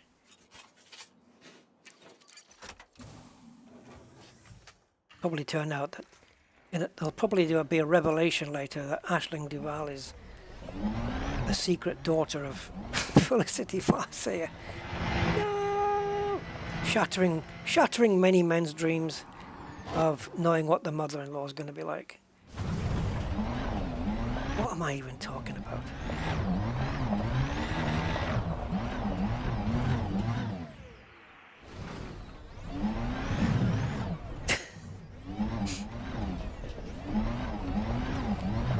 How about, Sven, how about that song? I'd like to teach the Goyd to sing in perfect harmony. How old is that song? Oh, hold the phone, Jerry.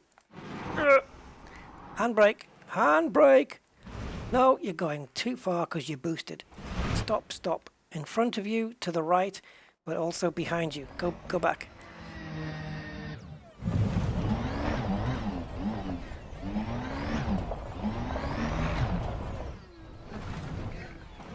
That's far enough. You can walk the rest of the way. I don't know who sung it. There you are. Hello. How are you? Some nice bump mapping on this. Osseous spiralis lime. Distance 800. Dag nabbit. That means the one that's up here in front, up there, is not going to be 800 meters. Damn, boy. 800 meters is a long way.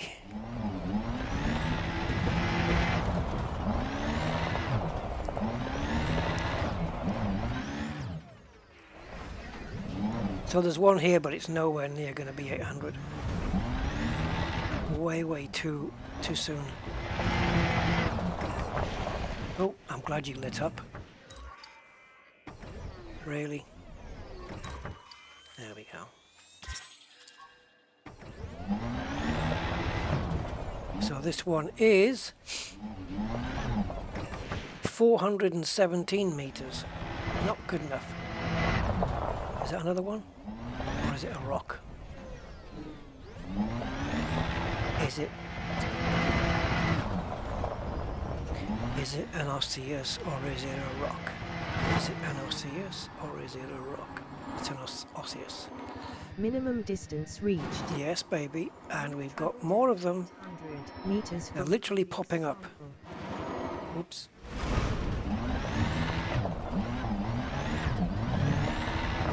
Sample number 2. It's gone from not being able to find any to having them literally pop up in front of me.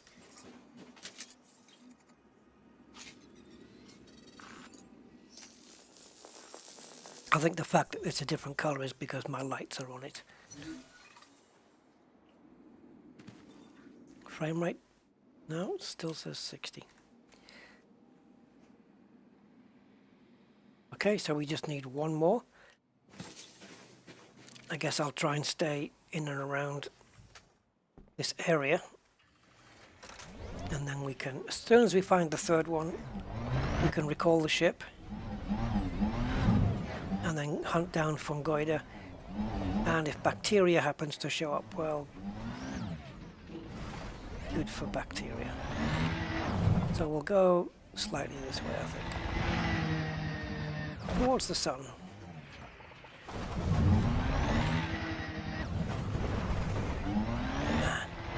Stop start.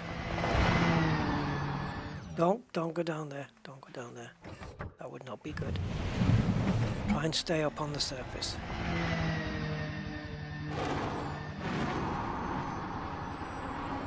Okay, there's one in front of me.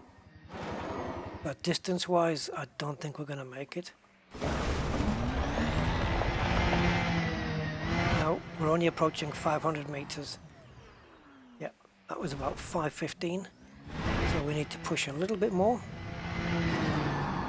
She'll tell us when.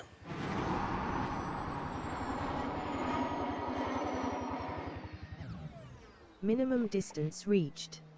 You've traveled over 800 meters from previous sample.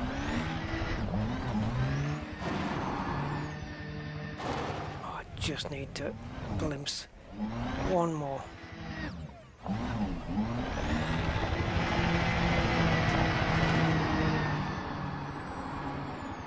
Come on.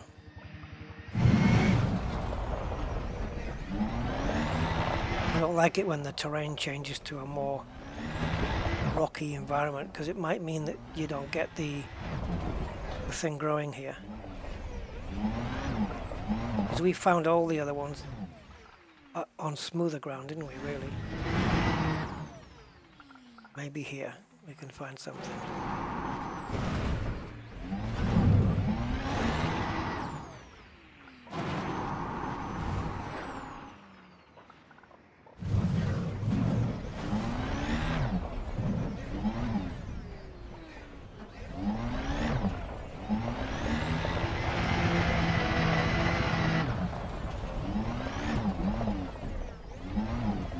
This thing. They are rocks, but they just the color that they are just distracts me into thinking that they are osseous, but they're not. Fake.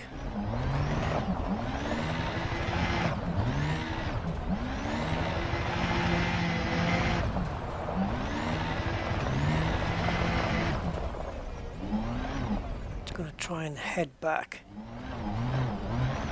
to the direction of the first ones we did, and hopefully I don't get inside the zone.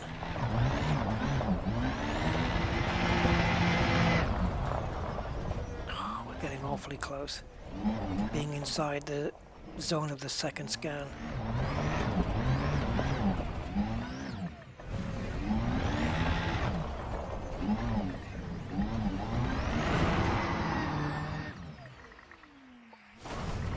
Good then. So, bring the ship down, save a bit of time, assuming it lands first time.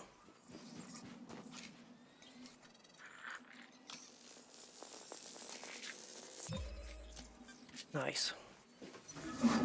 So, let's get fungoida, and if we get bacteria, bonus. If we don't, forget it. I'll move on.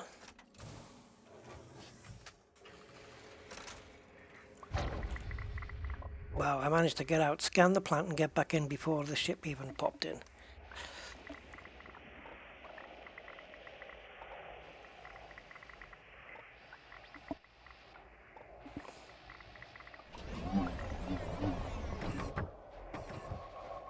I'll wait till it lands. Actually, no, let's just go. Hope the ship doesn't change its mind. Good ramp.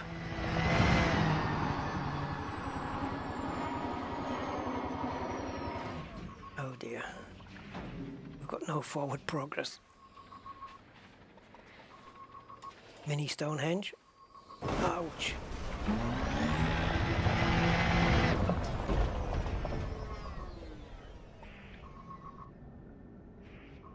God. Not gonna do it. It's being too indecisive. It doesn't know what the hell to do. Forward thrust, backward thrust, forward thrust, backward thrust. Ship dismissed. Friggin' useless. This bug came in with the latest patch. I don't know how Frontier keeps managing this, but every time they bring a new update in, it's always something different that has always worked that breaks. This time it's the ship landings, at least for the big ships. And in previous ones they've broken other things that have worked. It's never the same thing. You can never say, oh, they broke the ship landings again. No, because it's always something different. Ship recalled. How do they manage it with such consistency? Right, I'm not going to move now until the Anaconda is down.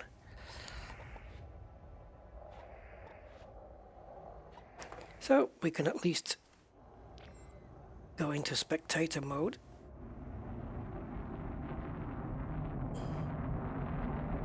Take a screenshot of that, looks nice.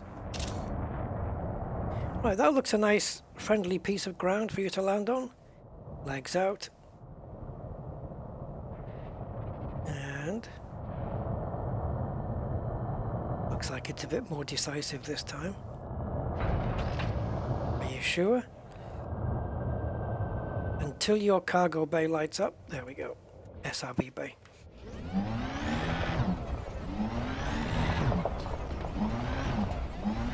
Second time lucky, eh, Annie?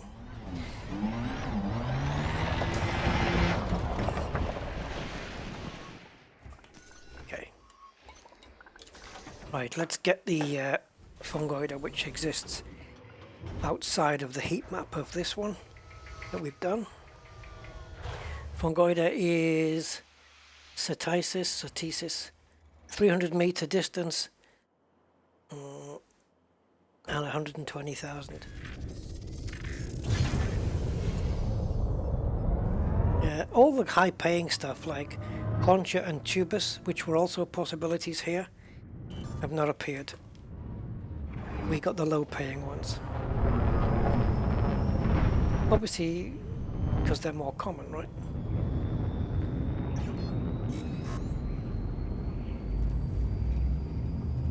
Alright, so we're going to switch the heat maps over.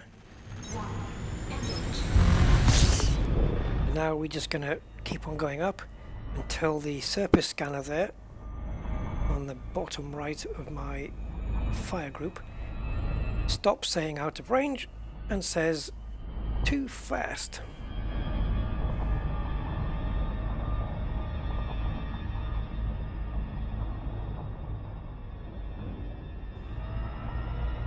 I think that's the only time the surface scanner is going to work, when I click into it.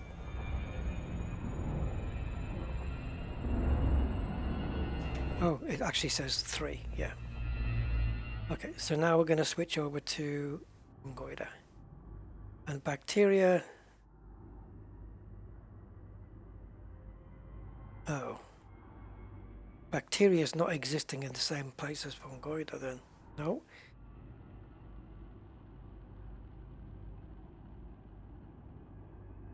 Damn it. We may have to forego bacteria.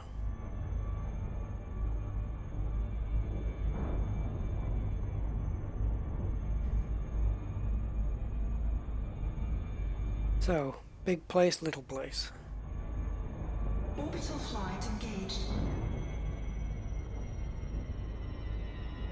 I know where I want to be.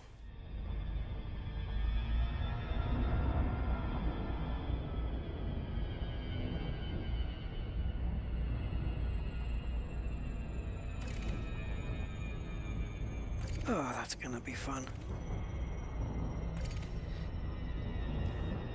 It's gonna be easier here on this flat bit. Where that edge, where that blue edge looks like a number 3, I think on the bottom part is going to be the best place. Because it looks flat there.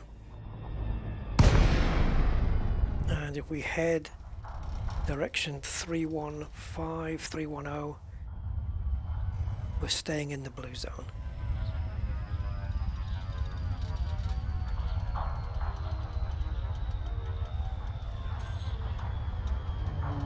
it me, or is that a massive drop at the end? Oh yeah. Oh, this is gonna be great.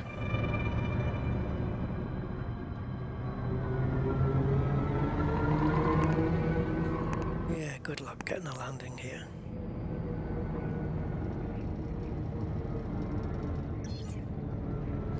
I'm hoping this is going to be flat ground. If it is, landing might be easy. Depends how sloped this is.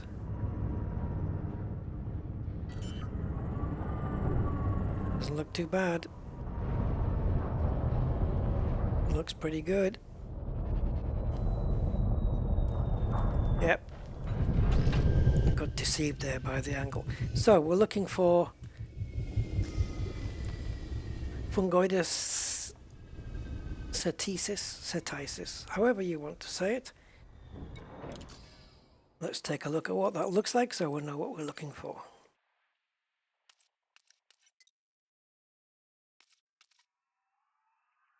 Staying away, of course, from Fungoides cystitis, we don't want that. So it's this. Oh, it's the one with the little tomatoes on the end. Found those before, but not in this sector.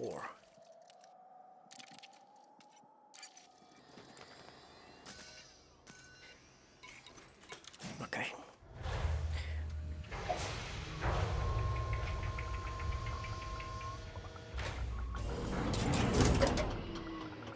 Now, Low gravity warning.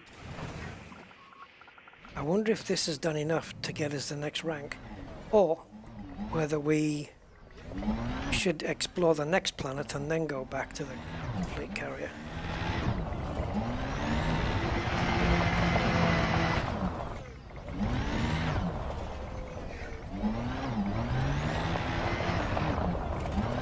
You know, I actually should have scouted with the ship first, shouldn't I? Because I've landed in an area where I don't even know if there is any.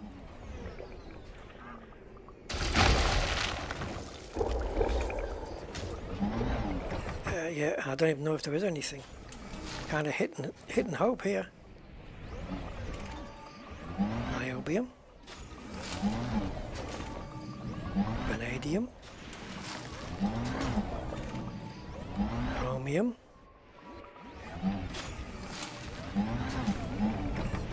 Delirium. Now then. I don't know why I got out here actually. It didn't make any sense.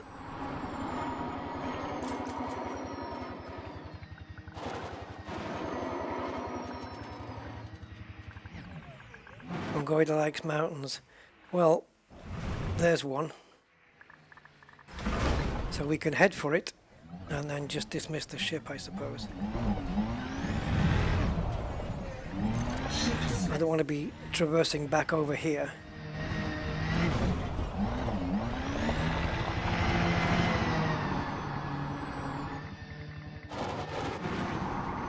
So we'll see if we can just plot a fairly smoothish route up this mountain here.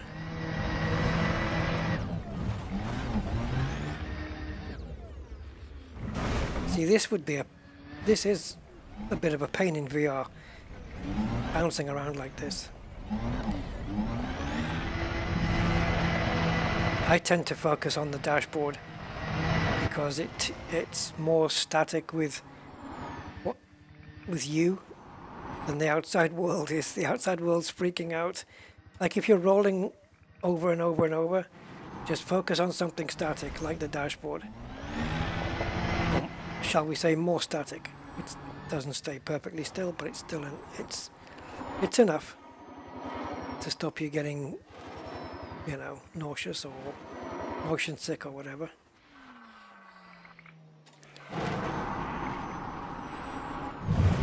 Now, can we see any up here?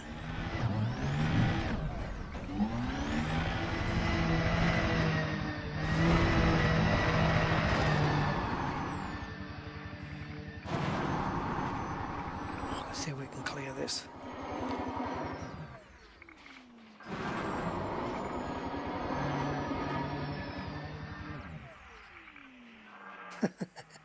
This was a bad idea.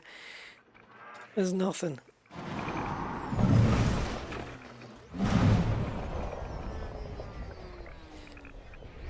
See, we need to be heading in like this direction. This takes us further into the blue area. This 300-degree kind of range.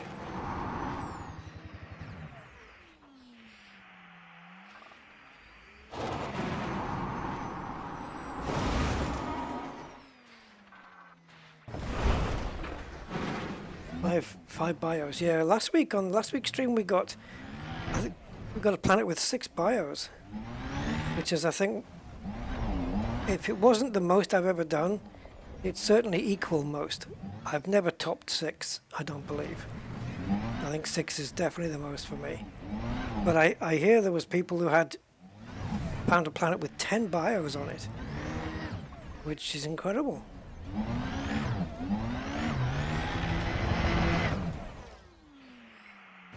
You know, we're in such a place with this SRV. Where would an anaconda even contemplate landing here if we were to bring it back?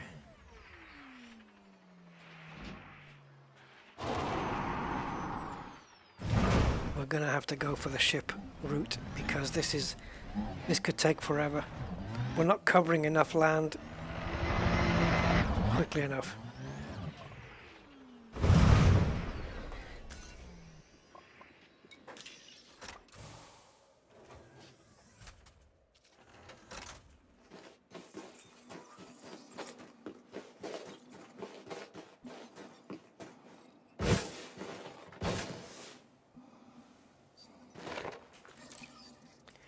Ship recalled.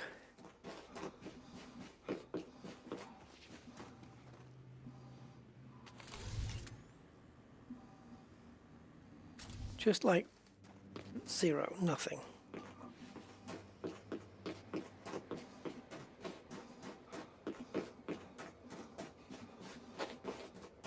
The anaconda might have to land on the neighboring planet. Jesus.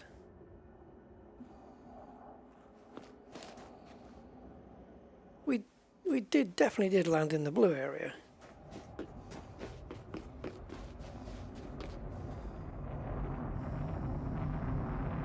Okay, I don't think it's going to land here. It might attempt to pick up.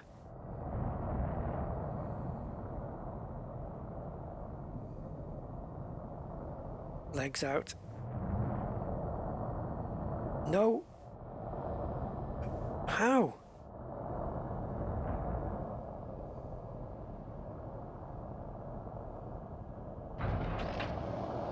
Oh my God. Its hind leg is sticking up in the air. I can't believe it landed there. That's amazing. How the hell did it manage to do that?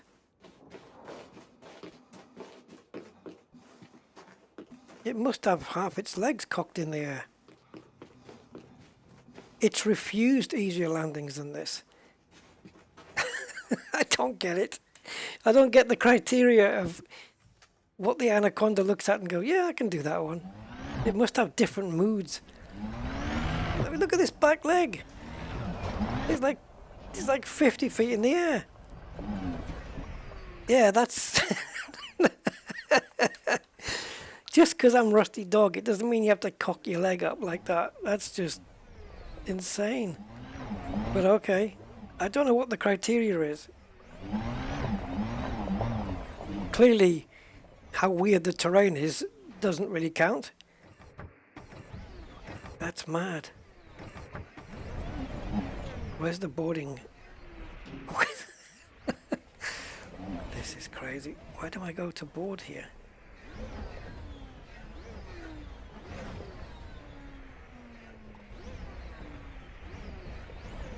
I can't get underneath.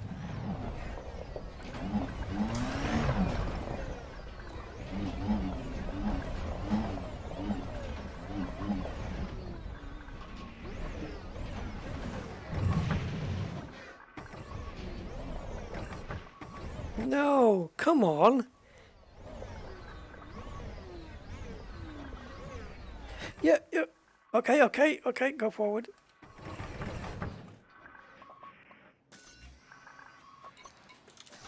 That seemed like a small window. It is a boarding mini game, isn't it? Alright, let's find it via the ship. If we can.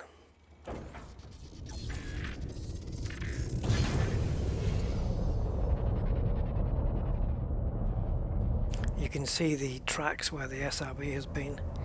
But we want to be going in the 310 degree direction. Oh, get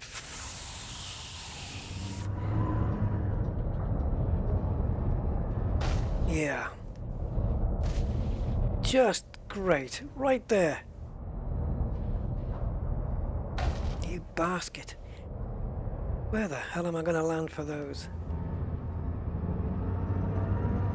There's no mountaintop. Yeah, I'd never land in the same space, I don't think. I'm going to see if I can land on the top here. And I'll go down. If I can land here, I'll go down on foot. Because that's never risky. Oops, we went over 150 meters. That's never good.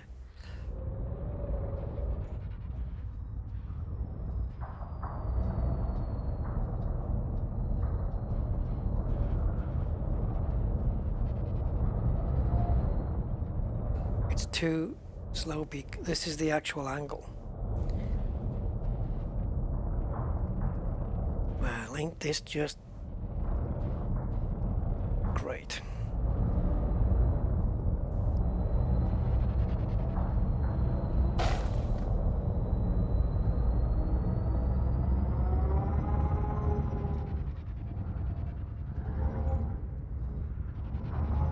Here, maybe here.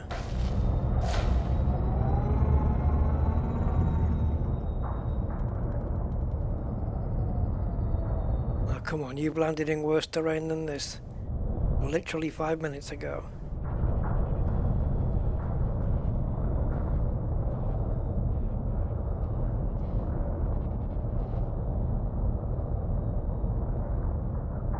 Jesus, this is rough.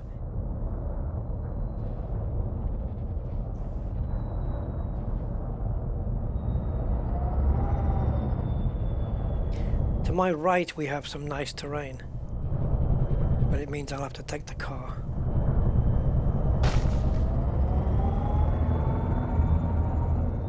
Oh, I just got a blue. Doesn't matter. Plenty of blue there.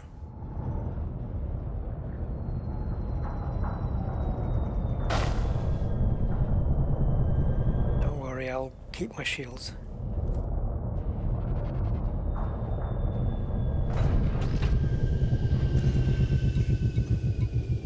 How far away are we now? I'm gonna have to get out and find them. Because I don't think I've got the... Low gravity warning. I don't think I've got the... what's the word? To be able to see out the window well enough. The view. Which mountain were they up?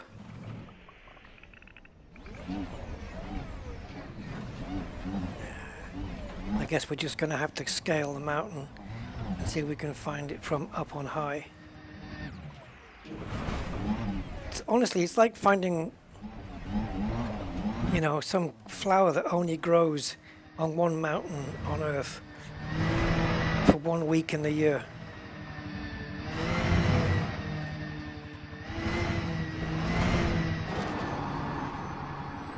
I don't even want to go this way, I'm being pulled.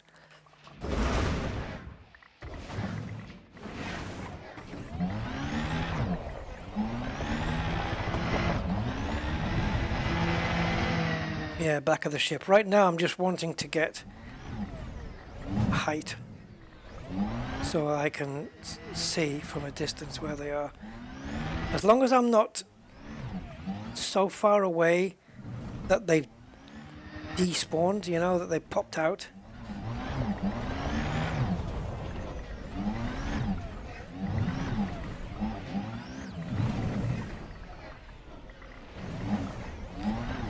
think any time now would be a good time to get out.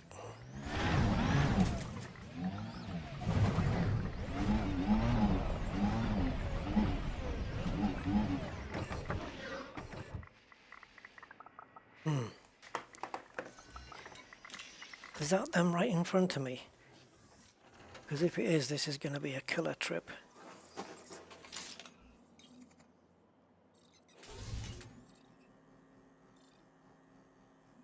No, just discoloration, thankfully.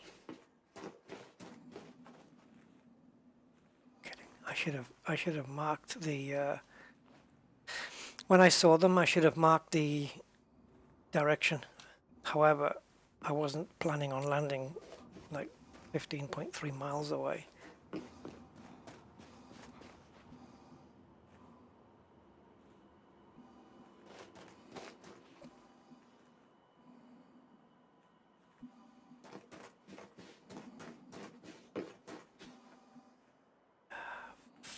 Fungus.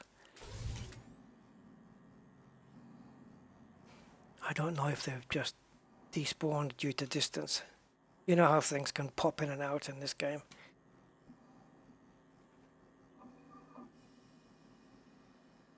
Now what?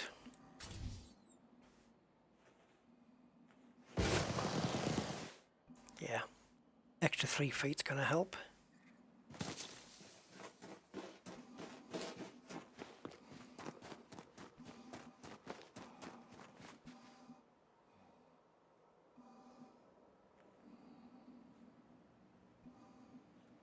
So I couldn't land, and then I turned. I think you're right. I think it is in the direction to the rear of my ship, but let's take a look here.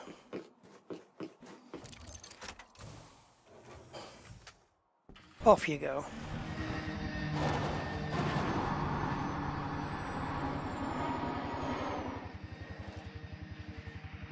FWF.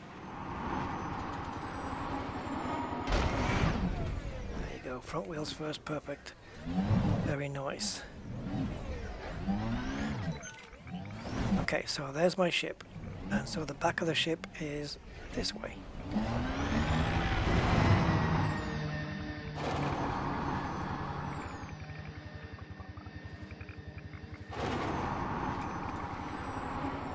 Well, I ain't gonna lie guys, this could take a little while.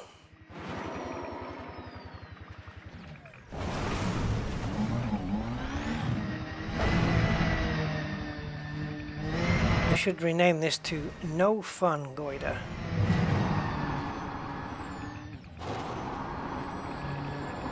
I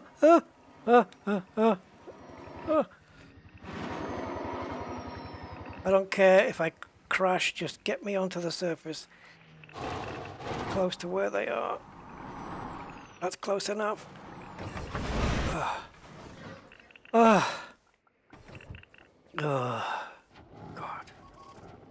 Man, just kill me.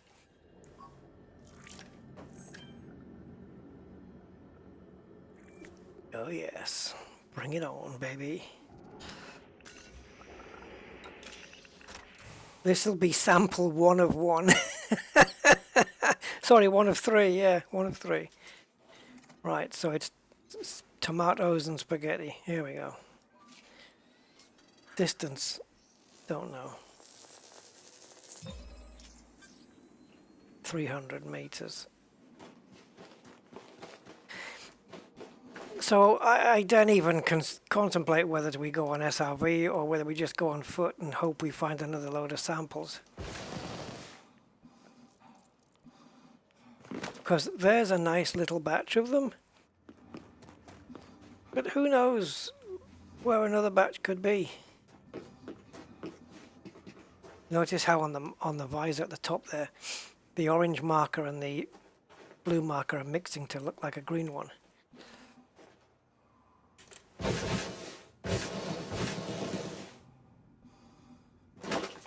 So we're actually just literally mountaineering here in the hope to see another batch of homegrown.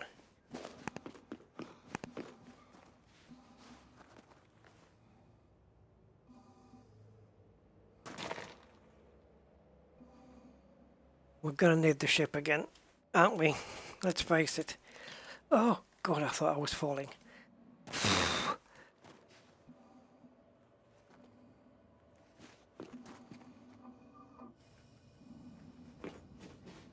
What's the 300 meters, isn't it? And we're currently 187. I don't mind taking a quick run over here to see.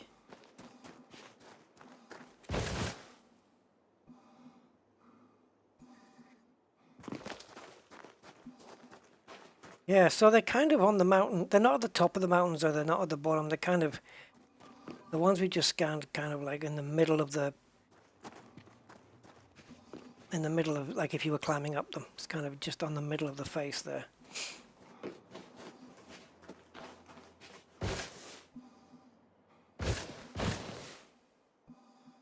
We're only 230 meters away from that scan.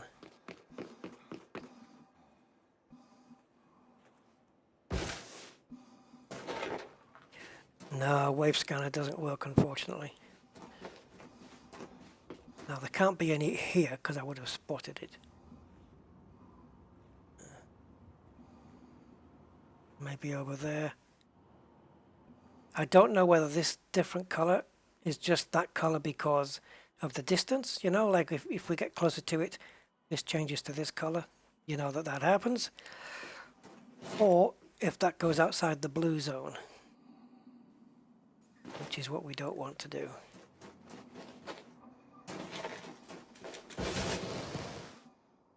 One batch and that's it. Awesome.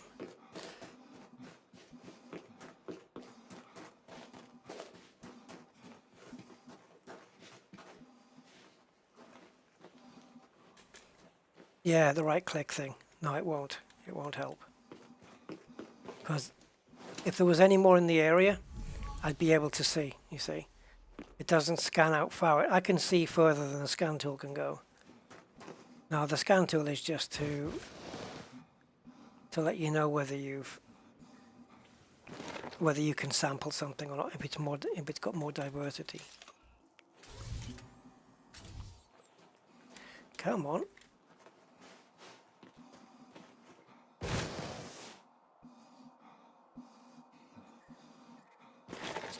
Still very strange, this jetpack. Well, it will not function until you've actually jumped first. Your feet have to be in the air for the jetpack to work. It's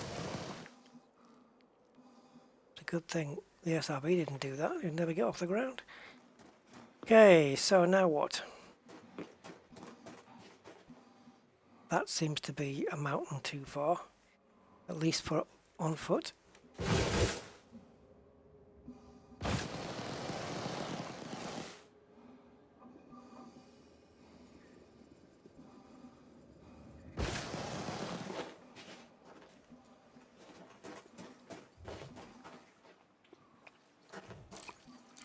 Oh, Zontar, yes, by the way. Chicken. Very nice. I had some after my mushroom stroganoff. Stroganoff! It was very nice. What was it called again? Caribbean?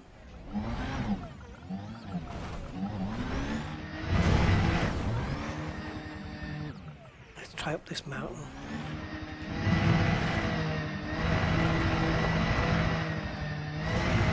Oops. I don't want to do this backwards because I need to find out when I'm at the top. See, we're completely screwed now because we need a run up here. We lost all the momentum.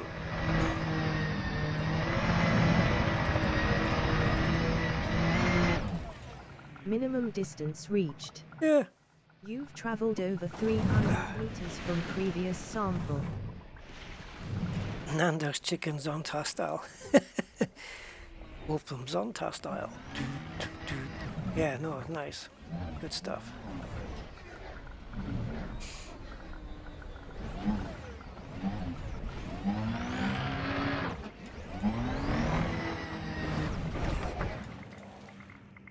I have no control over the SRV at the moment. Gravity does.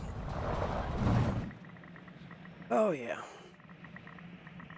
Oh yeah, this is nice. This is very good. Who knows, it'll probably teleport us to a place where there's new... Are you done?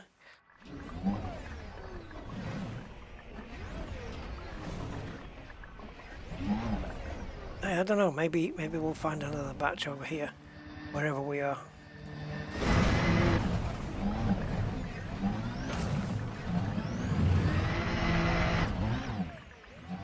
Zakuska. Yes, oh, I tell you what, I'm having some of that later. I can't wait to put that on toast. Oh my god. As soon as I tasted it, I knew that that complemented being put on toast. I just knew it from the taste straight away. Yeah, very cool. I'll have to learn how to make it. I think we get back to the ship now, right?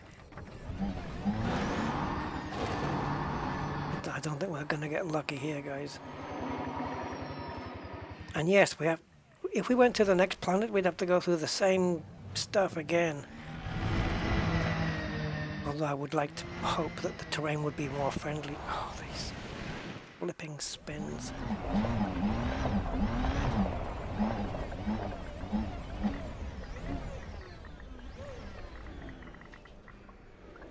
The one in the jar. Oh, okay, I have to try that one too.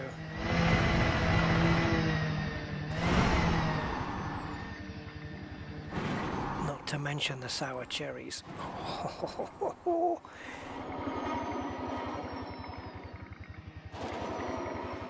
I didn't even know such a thing existed.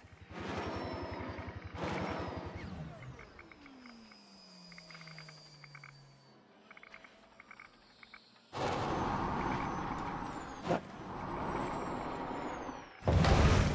this is nice. Anything goes on toast. Yeah, even toast.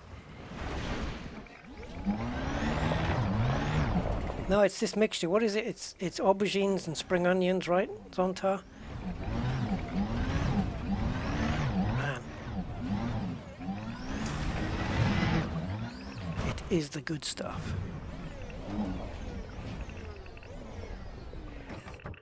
Right. Sample 2. Oh my god. I've got two SRVs. I haven't really... The only time I destroyed an SRV on this journey was by being silly, by getting pushed up on one of those water fountain geyser things. That's the only time I've had trouble.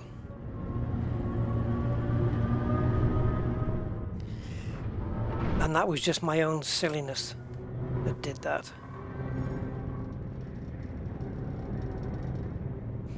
Right, so we're literally searching in the mountains like a rescue helicopter here, looking for more orange plantage. Come on, gain some height.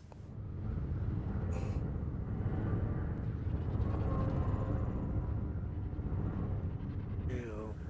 Wow, these are tall.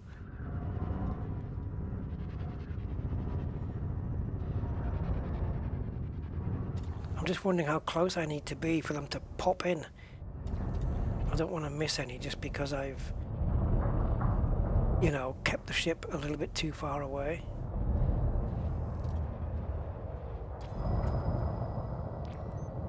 I'm not bothered that I've missed it, but I might have missed something.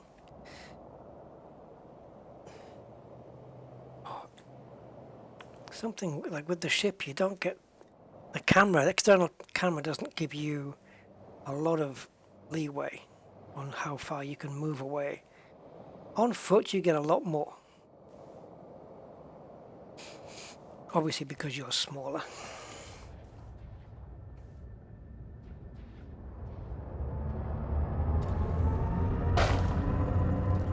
Yes, I think some more diversity would be nice. I think it would be cool if in like maybe every update you know, the big updates, they could add more plants and stuff. Because you don't have to be out in the black to find this thing. You can pick up all these bios and well, not all of them, but you can pick up a lot of them in the bubble, right? I don't think they're all available in that sector, but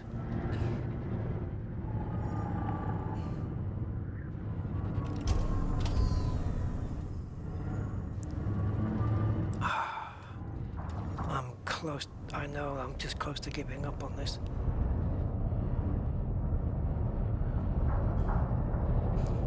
I think I'd rather collect what is it, Cactoida and Osseous from the next planet than continue with this. It's not as if it's massively highly paid either. Ooh, sugar. Yeah, that was too much. Saw that one coming. Alright, I don't think there's going to be any down here. We might be outside of the zone, but let's try.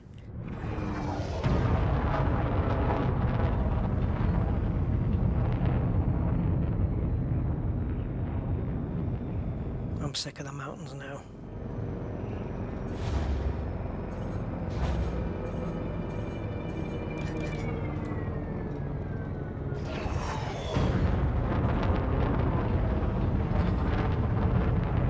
I'm sure I've found this stuff before without having to be 16 miles up the side of a mountain.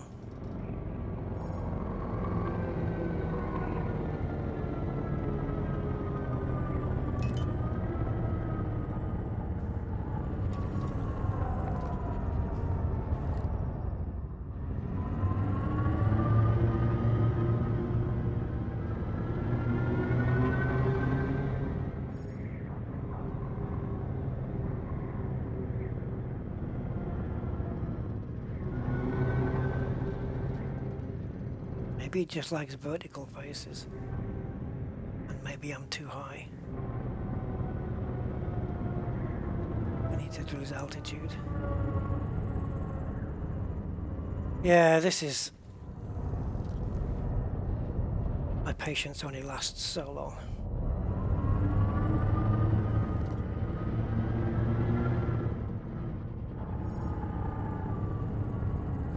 Frontier, you have to keep me at the screen, you understand? You gotta draw me in, you gotta keep me there.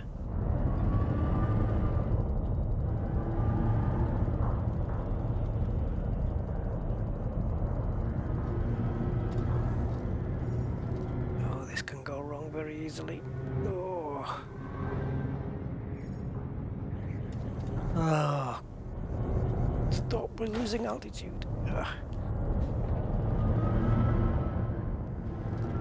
Okay, you've got 10 seconds to produce another fungoid.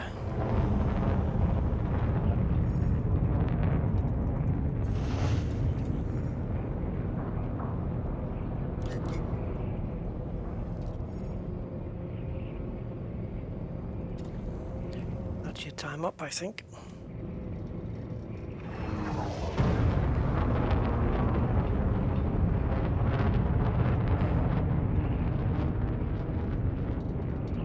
Yes, dedication, I agree, and normally I would, but when you want a live stream, you know, you can't be as tedious as you would be on your own. You with me? You have to balance it somehow. There has to be a balance, and there's a balance between how long you're prepared to wait and when it gets to the point where it's too tedious, and now it's tedious mode, so we're out of here, which is a shame considering the effort it took to get the first scan, but I'm simply not prepared to do this.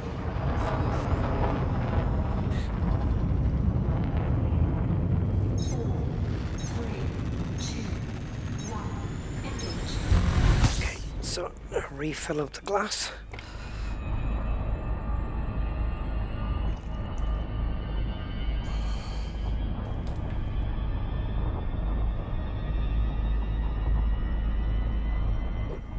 Now we can try our hand at... Where's the other one?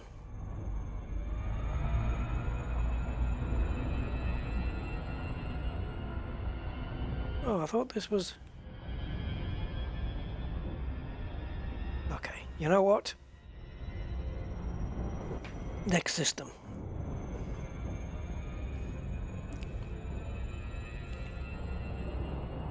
Next system. So let's just pick one at random. Doesn't matter. How about Flyo Fio here? Let's go here. Of course, because we're in the vicinity of the fleet carrier, it does mean that there's a good chance that you know, these systems are going to be discovered already.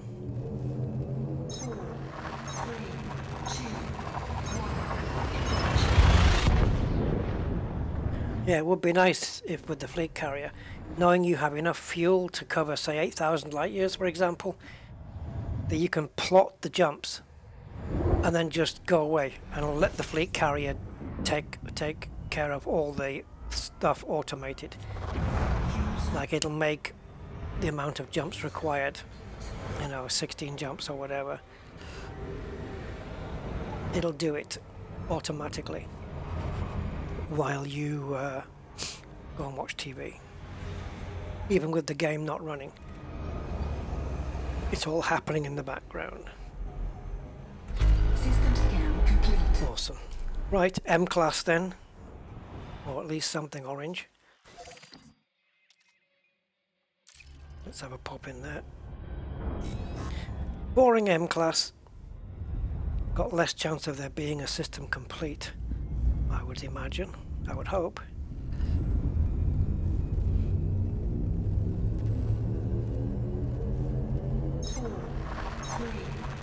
I don't think I've got it. I'm not sure if I've got enough materials, bios, to rank up. I mean, we do get bonuses on every one. It's gonna be damn close. I mean, what have I got? 3 plus 2. I got 5. 5 bios. Oh, did it just say scan complete? Shoot. No, it didn't. What else? What was it saying then? Fuel scooping complete? Virgin system? No. But that's good, because it means I don't have to waste time scanning it, because there's nothing atmospheric here. Okay, let's go down. And we'll try this guy.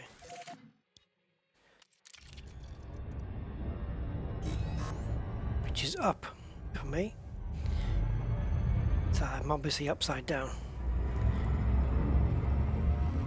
We've just found 5 bios in that system. I'll be heading on over right now.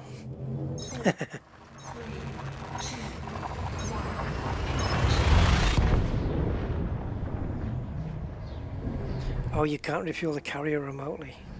Yeah, you need like drones and stuff like that to do it for you. Well, and when you think that, if you think about it, a stock sidewinder. Well, what's a stock sidewinder? Like 7 point something light seconds. How long would it take? How many jumps would it take? A stock sidewinder to cover 500 light years. When the fleet carriers came out, was 500 light years the distance that they could jump straight away? It wasn't changed up, was it? It was 500 from the outset, right? Okay, we got water worlds here. Is this undiscovered system though? Oh, baby. Fresh system and a water world. At least one, maybe two water worlds here. Doesn't help the bios, but still, we may get some of those too.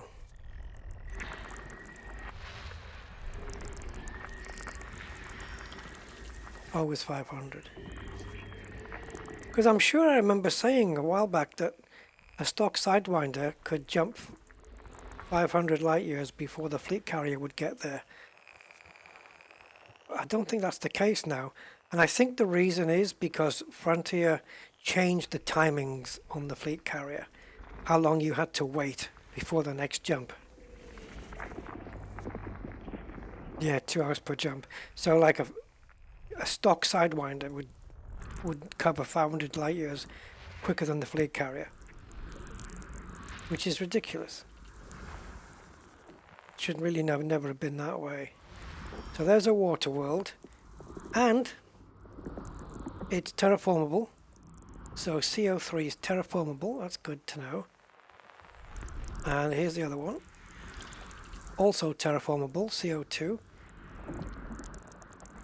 And these are first discoveries. So we'll be mapping those for show. 100%. I doubt we're going to get any bios here though. Just we're running out of opportunity.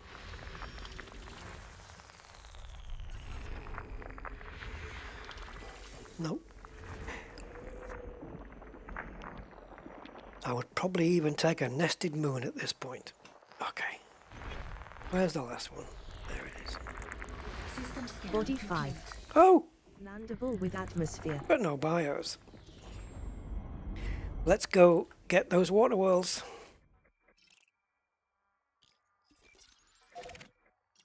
Two and 3. Terraformable water worlds. Decent money. Just like the terraformable HMCs, high metal content planets. They bring in good money. 1.6 million I think you can get for those.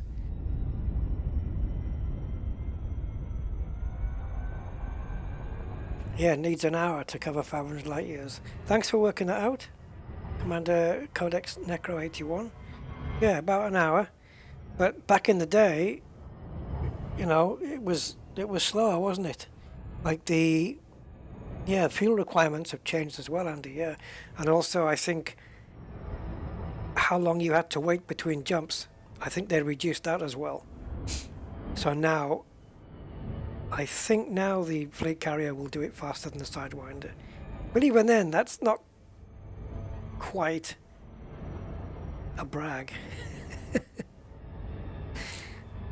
Yeah, I'm quicker than a stock Sidewinder.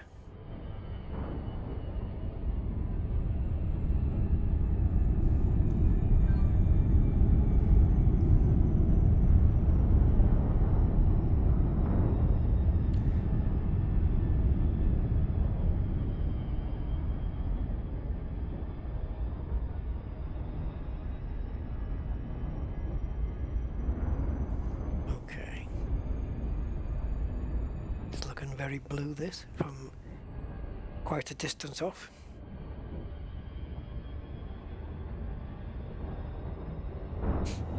No, it can't, but that wasn't the point I was making. No, you're right, it cannot. Not unless it's towing a big trailer behind it. Well, this is a big blue ball. This planet was actually used in the largest game of galactic snooker ever. And it was only worth 5.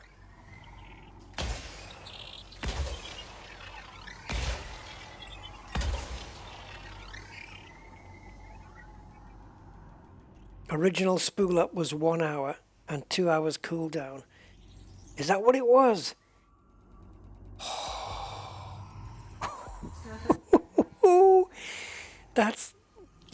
That's crazy.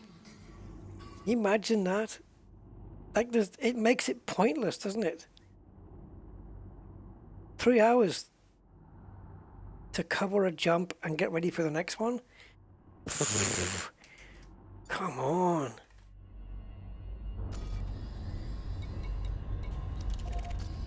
Someone wasn't thinking straight. A big 7? No, 7 is a... Oh, well, in pool, maybe. No, in pool, the blue is a 2, right? And in snooker, it's worth... In snooker, it's worth 5. The blue ball. But in pool, it's... No, 7 is a...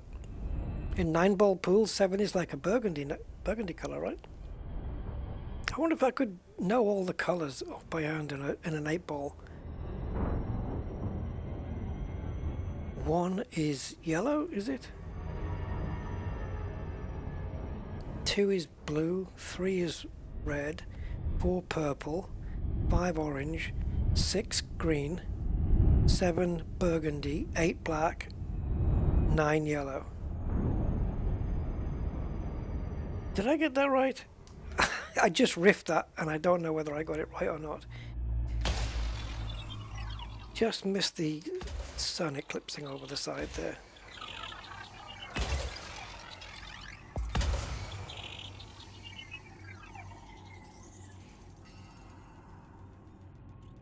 I love this effect of the sun coming around the side of the planet, Surface scan. making this. It's just fantastic.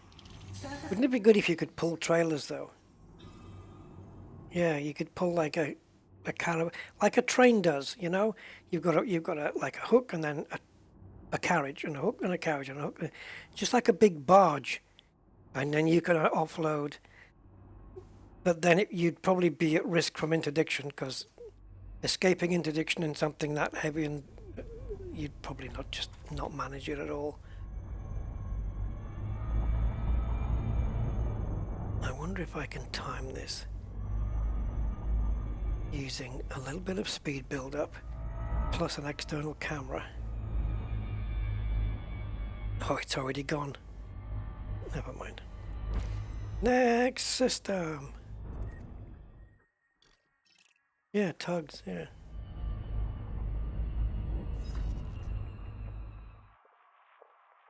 Now then.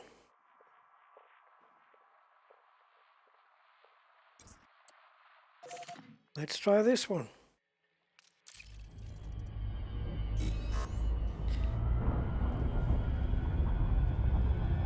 This looks like a very worn out area in terms of commanders coming through here, and I mean the last system was untouched, but most of the systems we've done in this stream have been already discovered. Jackknife.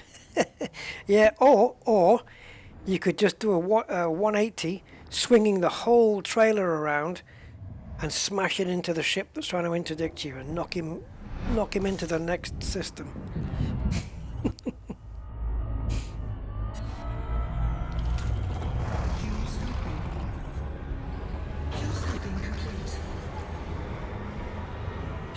Ship rage.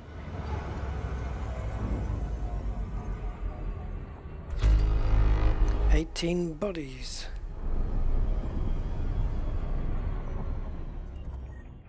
And it's a virginal system. Okay, so no special planets here. But when you're hunting for bios, that's not necessarily a bad thing.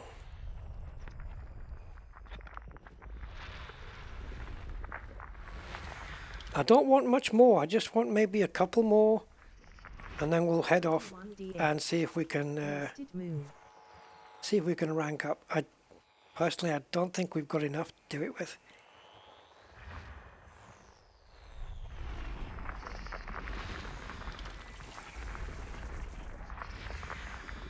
They're all geos at the moment.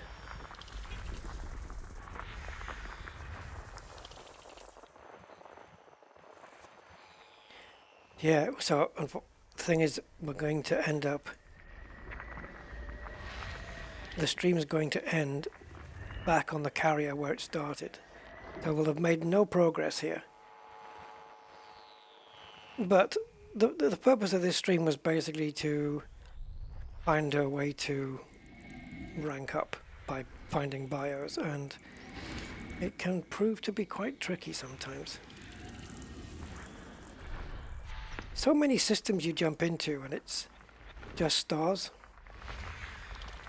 And then other systems, they've got no atmospherics at all. And then other systems have got atmospherics but no bios.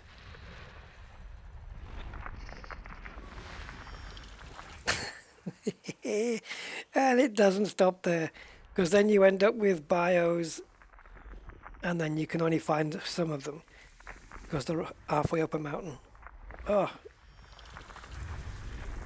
it's like betting against a casino. We're not going to get any, are we? System scan complete. Seriously.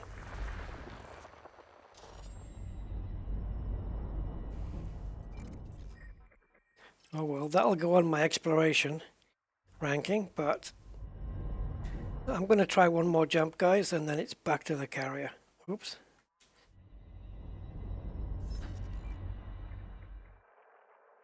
Blog to what that is, Elite Observatory Core.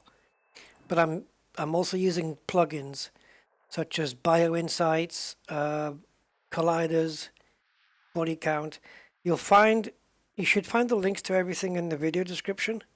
I think I put everything in there.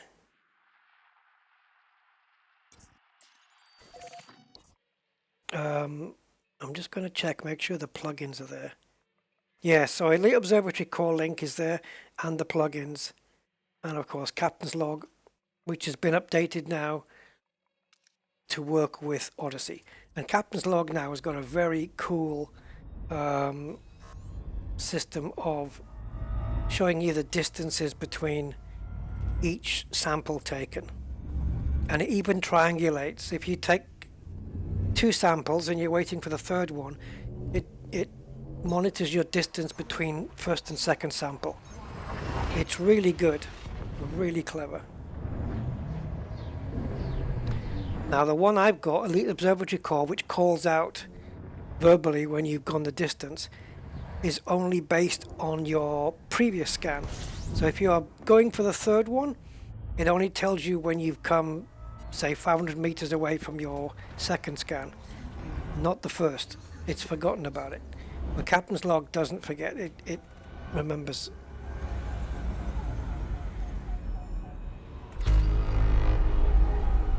No, I need more money. 10 billion. I need to earn more money, man. A fleet carrier's half my money. And I need a purpose for it. Oh Christ, is this really an ammonia world? Is it? I mean, it's marked as an ammonia world. Do you know how rare these things are? Oh, second one on the trip. Is it Virgin System? Please? Yes! First discovery ammonia world. Oh. I'll make Admiral yet. Oh. Ammonia worlds. This is, yeah, I think on my entire trip, which is around probably 86,000 light years covered. Oh, look at that. Sexy lady. That's so beautiful. Got the words wrong. Sorry, Freddie. Yeah.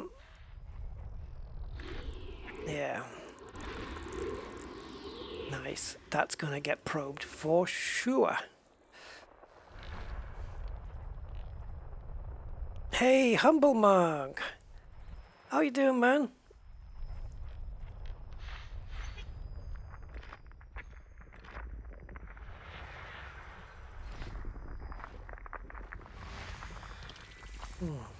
Got that song in my head now, that Freddie Mercury song, and I don't know what it's called. Sexy lady, you just lay it on me. You're so beautiful. What is that one? Anyway.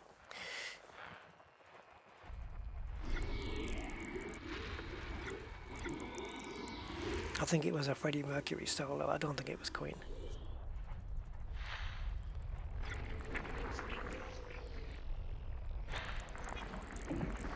The Made in Heaven days.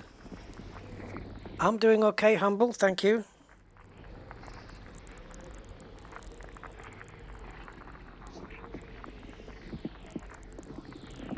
Is that right, Commander Classified? I hadn't even noticed that little quirk. So if it's not on the radar before I do the honk, is that what you're saying? Before I do my...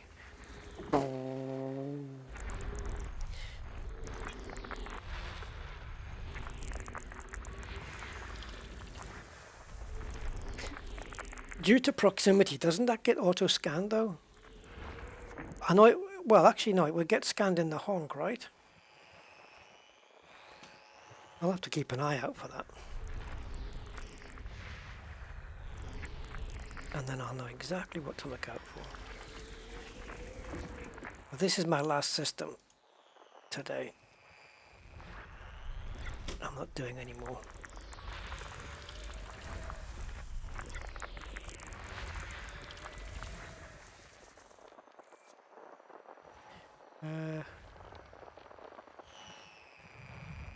So after this it's straight back to the fleet carrier. I hope it's not too far away. I'm gonna guess 3 jumps. 3 jumps.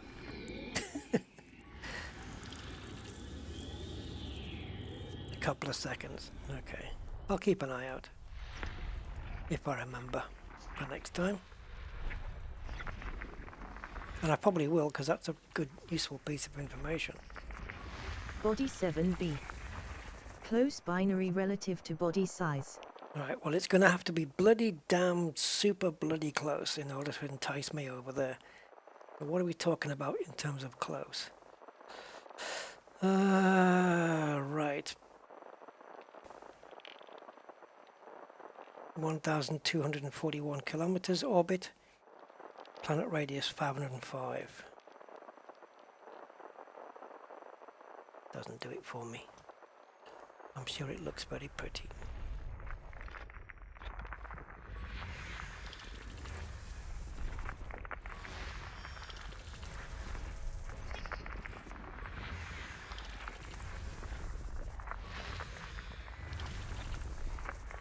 Body 7E.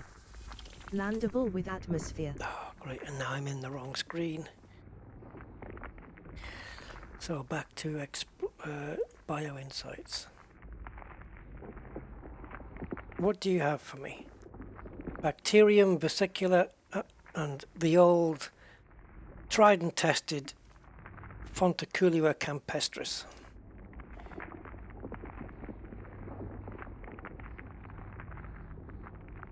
Alright, Cosmic, cheers matey. Thanks for stopping by as ever.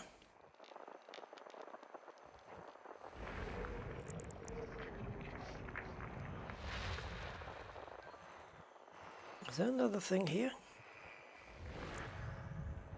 Yeah, something's going on here. Oh.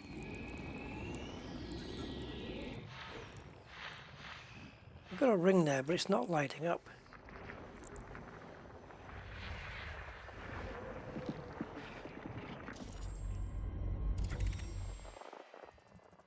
Let's try again.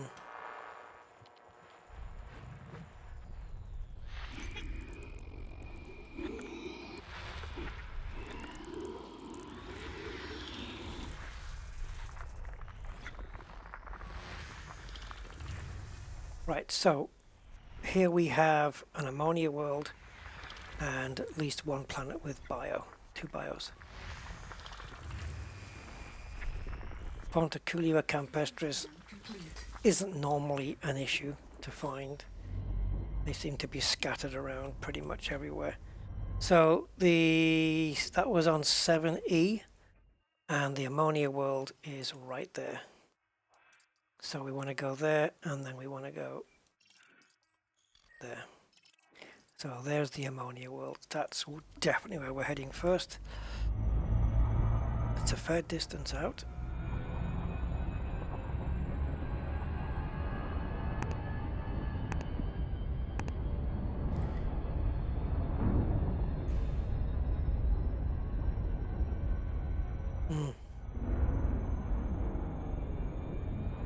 Yeah, it's not something I've ever looked out for, Matt, to be honest.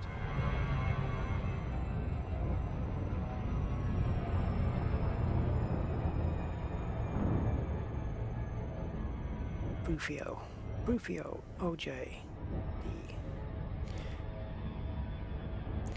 And there it is. The elusive water world. Ammonia world. The planet Domestus. Not the same as ammonia, but anyway.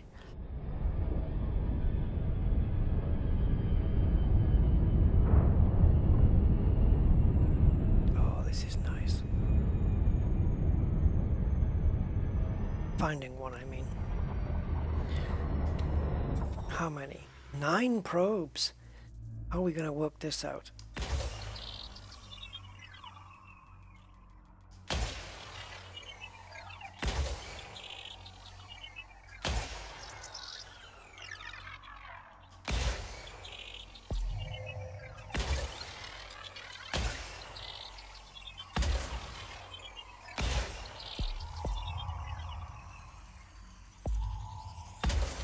Surface scan by 50%.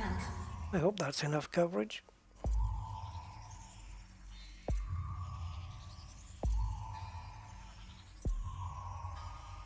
Surface scan complete. And we got the efficiency bonus.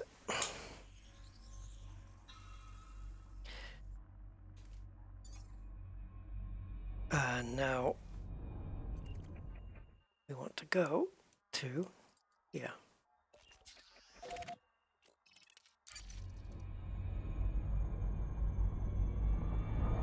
So, slow speed until we get the full circle on the compass. And now we can nail it into the blue. And now full on. Let's go. So, bacteria vesicular. Let's take a look at that. Because if you eat any, it'll make you very secular. So, oh, that's not good. Bacterium, my arceum. Oh, hello. Have I seen this before? These bacteria survive on worlds with argon-based atmospheres and appear as a collection of tight loops on the ground. And the planet we're heading to is in fact an argon atmosphere. I think I did find this once.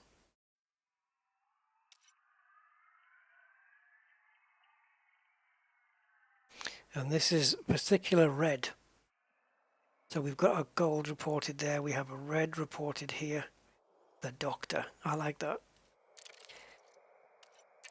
Although it's weird, to be called the Doctor is cool, but you put Commander in front, don't you? So it's Commander the Doctor.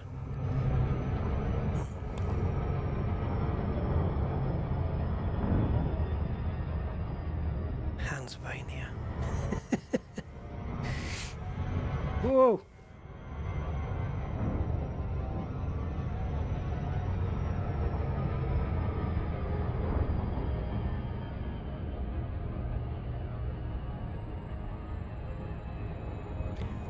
I have no idea what my... If I had a fleet carrier, I don't know what it would be called.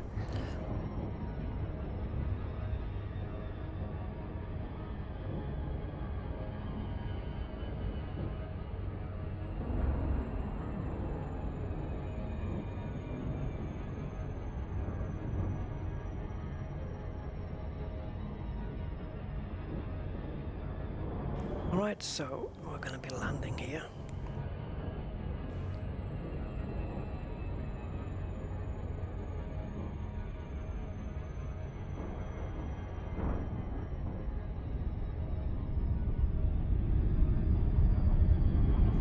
Looks interesting.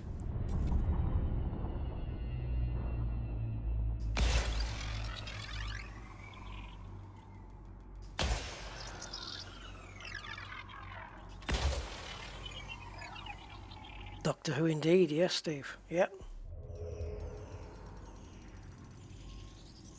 Surface scan by 50%.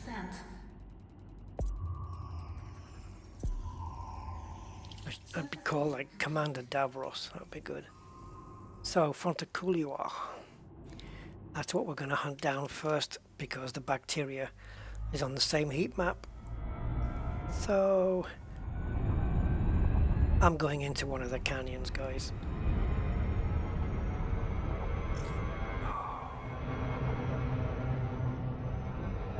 Orbital flight engaged. Need to scrub up some speed here.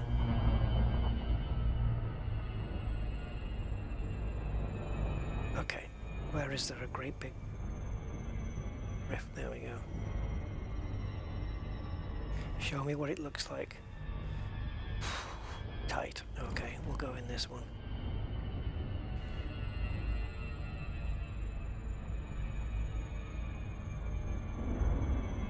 So, Fontaculua hopefully down here, and hopefully the bacteria as well. Because if we pop in here and switch to bacteria, it won't. Ah, we're too close. It won't let us. Too close now. I think I want to skip that crater if I can.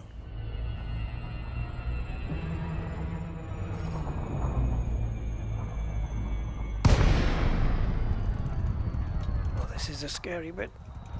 Yeah. Thankfully, it always stops in time.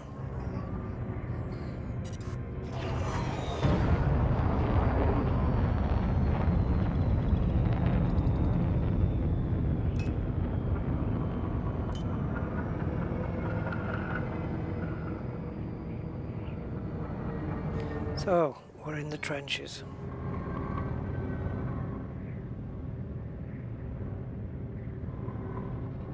Hoping to find Fontaculua everywhere.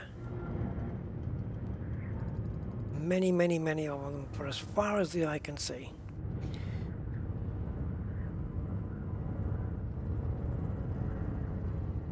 Nice view out the canyon as well. Oh, we're low enough now for them to appear, so... Where are you?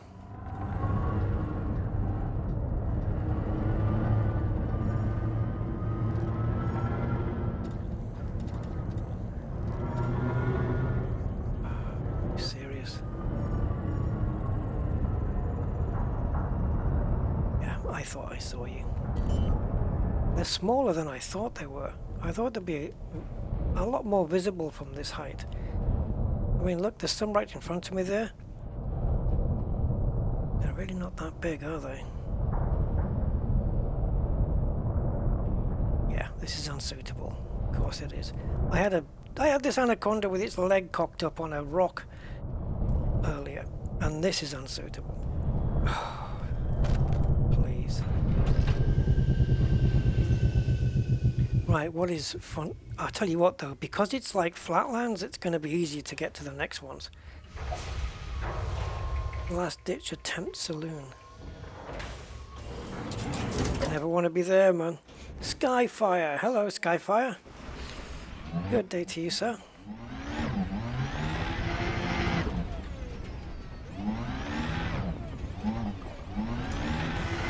I say sir in an assumption, but let's just take a look out.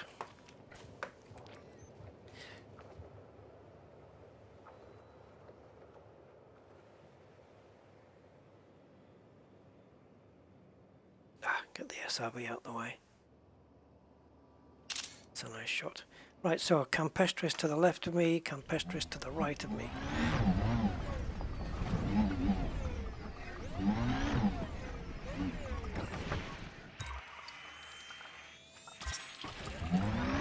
$50,000 for Campestris. Can't get that too often. Light years 76 point something small. 76 and a bit.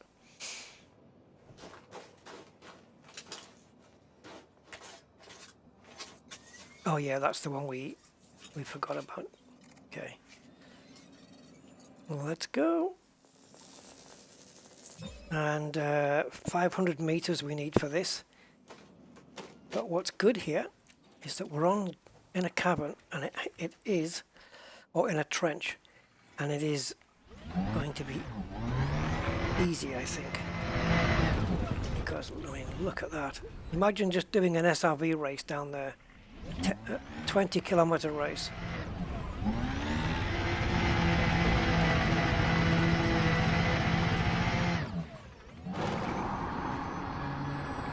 ...300... 400 meters that was. Minimum distance reached. You've traveled over 500 meters from previous... Deliberate nosedive has to be done. Yeah, the most I've seen on a Condor is 80. But it's too many sacrifices for me. I'm quite happy with 76.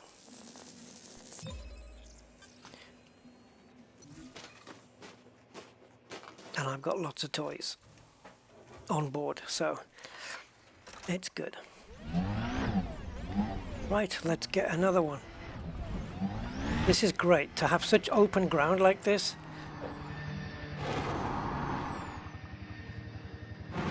I can already see the next batch, but I think it... Or maybe. Yep, we're gonna do it, guys. Minimum distance reached. You've traveled over 500 meters from previous sample. Campestris, done. Now, bacteria. Well, admittedly, it will be easy to search for bacteria in the ship down this trench, if indeed it's here.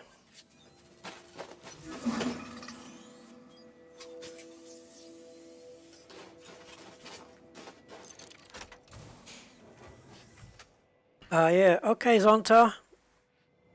Yes, thank you for hosting me today. It's been an absolute pleasure.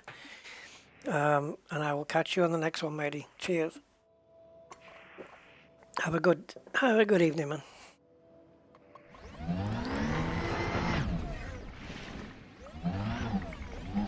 Now the bacteria is vesicular, and on this particular type of surface,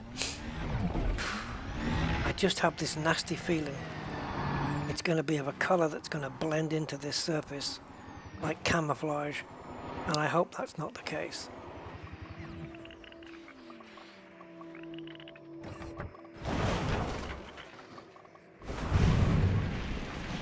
I don't know if I just saw some. I don't think so, but I have to look. Such is my curiosity. Where's my tyre tracks?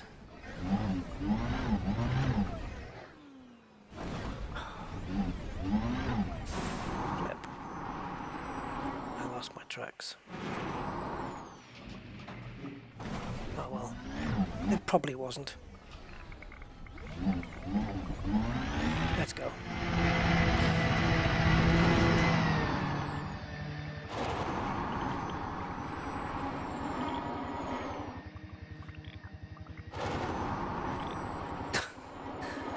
These plants just popping up.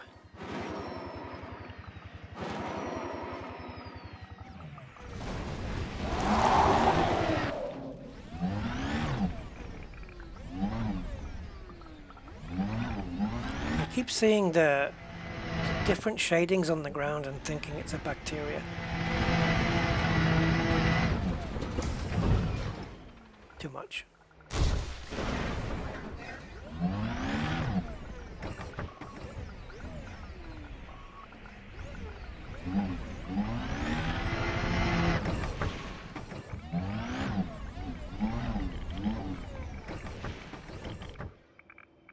Right, let's see if we can find this. If we don't find it in the trench, we forget about it. Ah, okay, Zonta, cheers. I will check those out. Oh, have I done the wrong thing again? It's been, to be fair, it's been a while since I've made this mistake. It just shows you how muscle memory can stay with you for so long. When you get used to something in a game and then Frontier move it around. Okay. Let's go bacteria hunting. And I'm going to go along the trench. Don't go too high.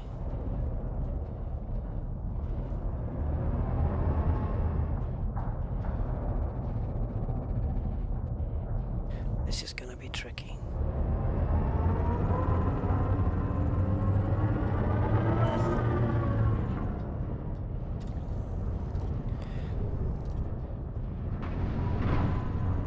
Thing is, the way it scales, the way it looks, that scaly look, it's going to blend into this ground. I mean, look at Campestris, for God's sake. It appears when you're on top of the damn thing. What hope have you got for bacteria?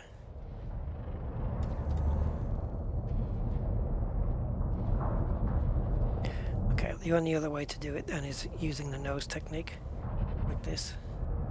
And shimming along using up thrust and forward thrust at the same time. Oh, oh, oh, oh, oh, oh, oh, oh, there's two of them.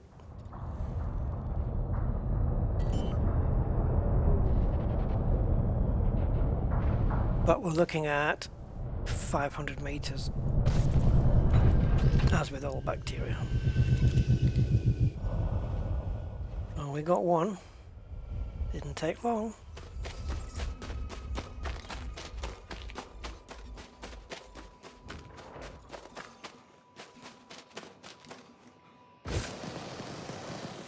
There's one there. Wasn't there another one closer?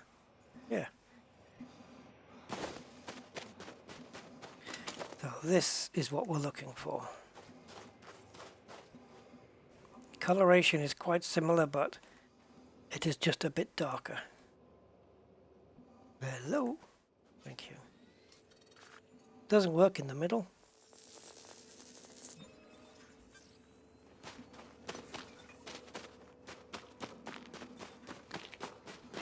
Now I think I want to, on the last sample, I want to grab it with the SRV because I want to grab the SRV sample as well. Why can't I get on board? Thank you.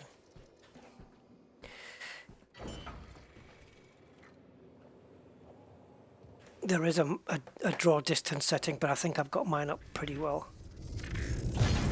It's not low or anything. I can run Elite Dangerous pretty good with yeah, I'll have to check mine. I'll have to double check it, but yeah. Oh, this bacteria is looking easy now. 400 meters though. Can we get this outside one? Yes, baby. You've traveled over 500 meters from previous sample.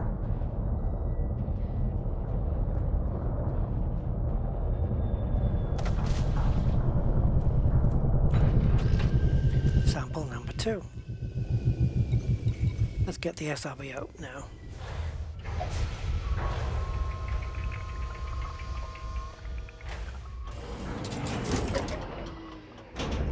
Low gravity warning.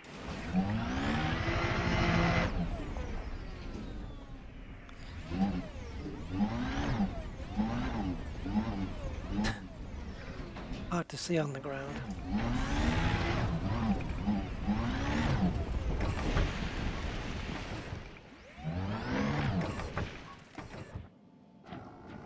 The only clue is literally the reticle lighting up. No new traits. Interesting. And yet it was orange in the codex. So I guess that means that I have found it in the past. But just not in this system. Sector.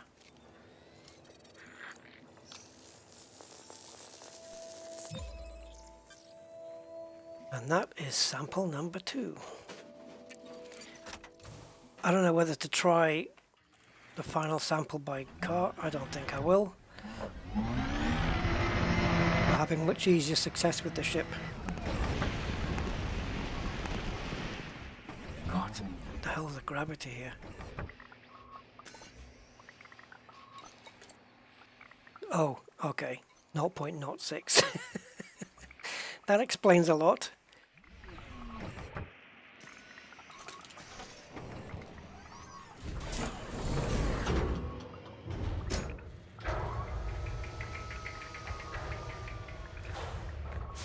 Actually, my mortal draw distance might be turned down a little because of the settlements, you know. It's possible.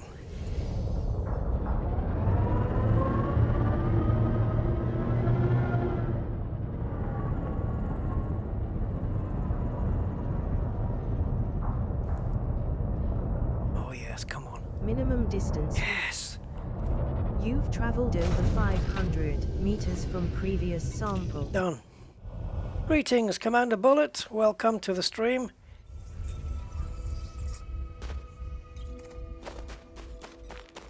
Okay. Final sample then. There it is. And there's another splodge over there. We'll take this fella.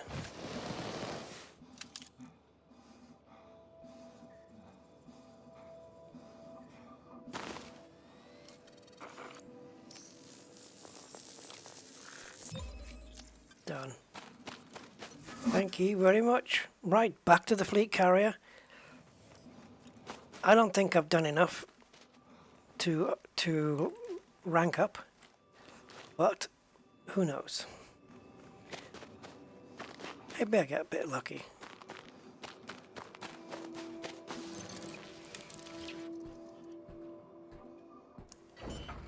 So into the galaxy map, into bookmarks. I should have made it a favorite. It's easier to find.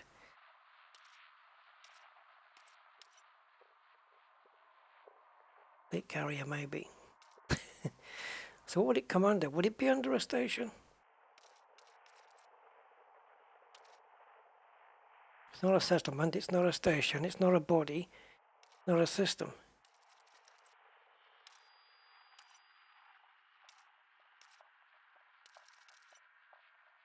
Okay.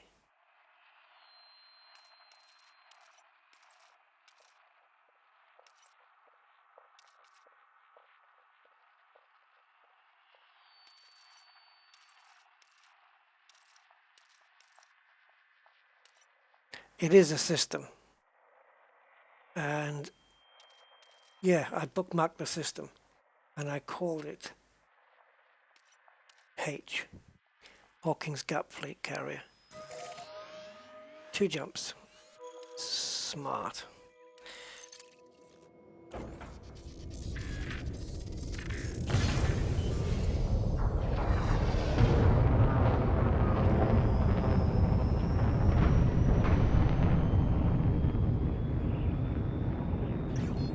I hope it does rank up. It'll just save me a lot of sanity.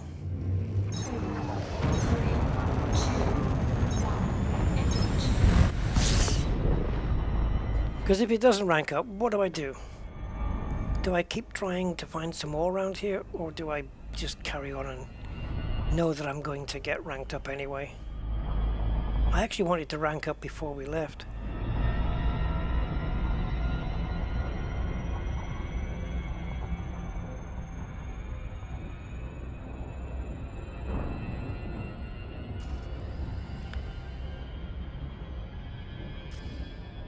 And we'll hand in the cartographic as well, because I've got two first discovery terrestrial water worlds and 1 first discovery ammonia world.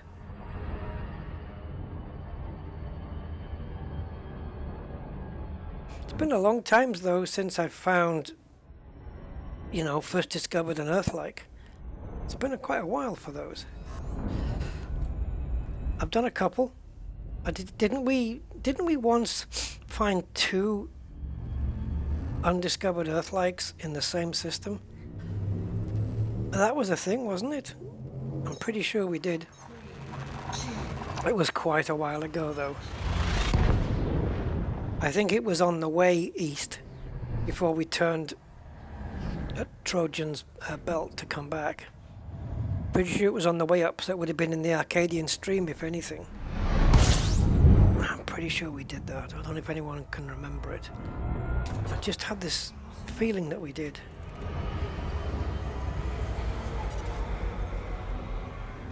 System scan complete.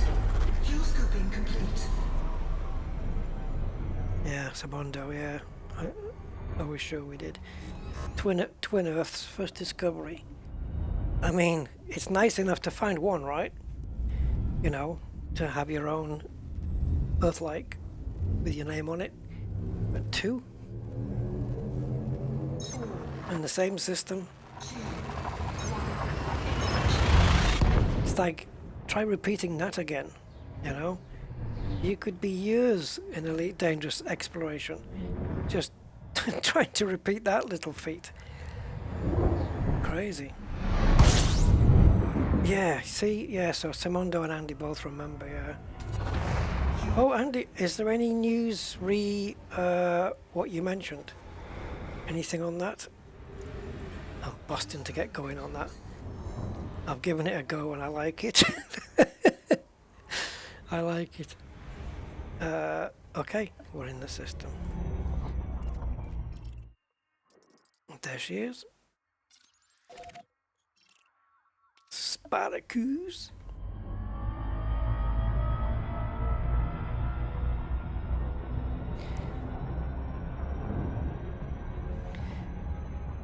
TMCV. Too much.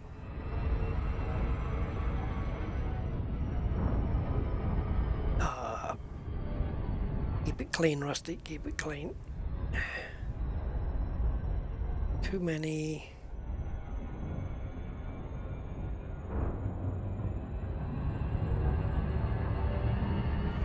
I don't know.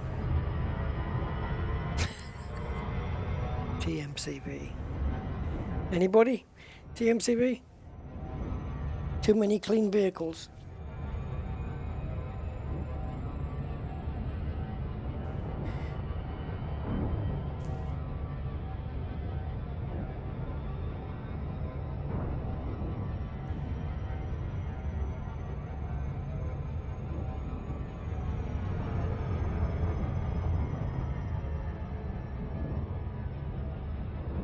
I'm trying to think of V and work my way backwards. Vesicular. Too many campestris and vesicular. I don't know.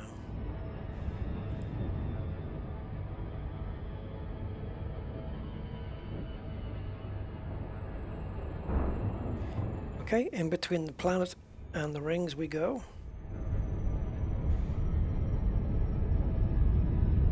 What's going to happen now?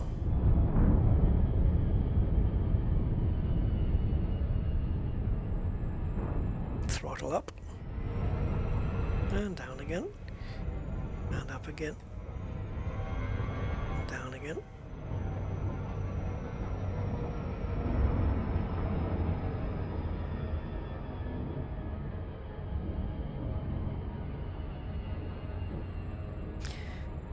TMCV, the man can't vote. The men can't vote.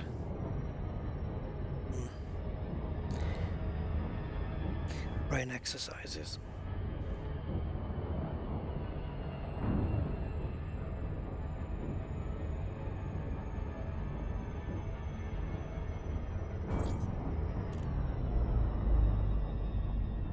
Come on.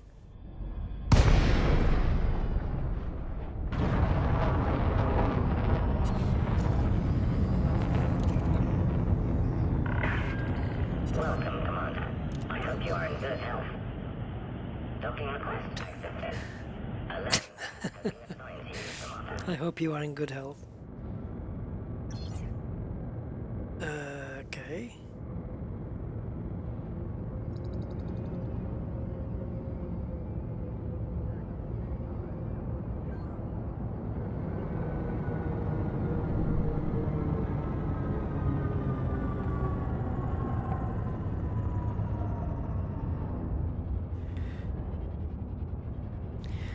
Tell you what, that planet is looming large, Jesus.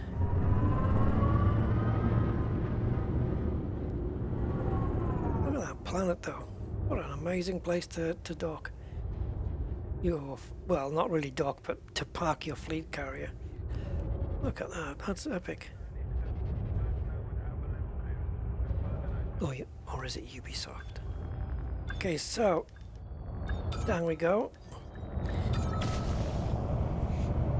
I think it's going to end up just getting tantalizingly close to ranking to the next one. It's going to get even closer. It's going to be horrible to see how close this line is to not ranking up. I just have that feeling.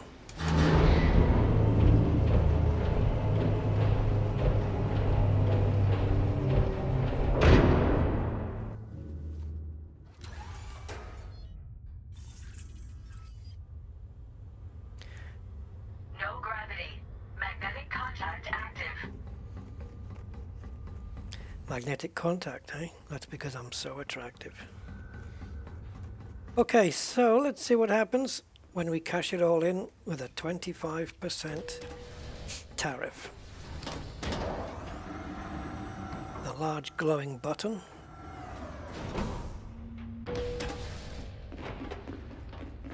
No, that's the other lift, you silly arse.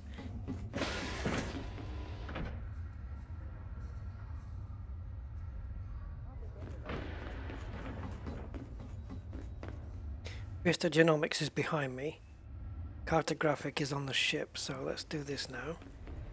Can I be of assistance? Hello, Betsy Bender. Ah, a fellow inquisitive mind, I see.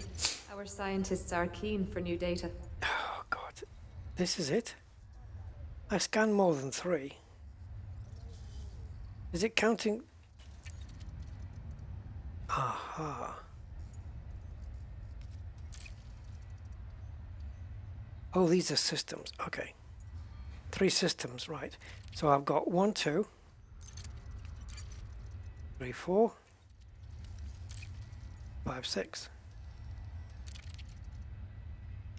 727,000. Okay. Plus the bonus.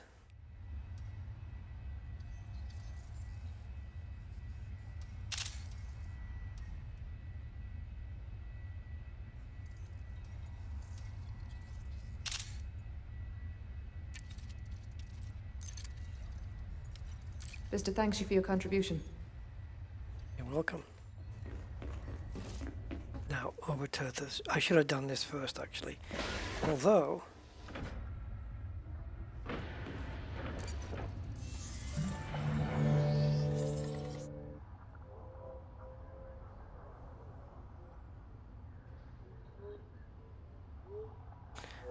that stupid smile.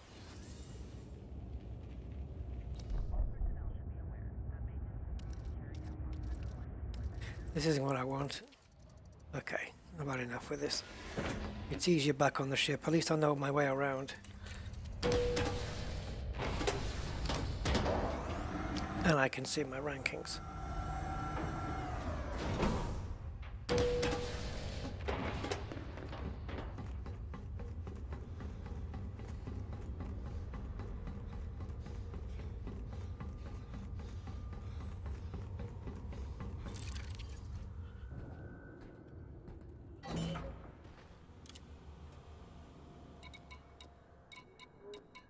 Where are you?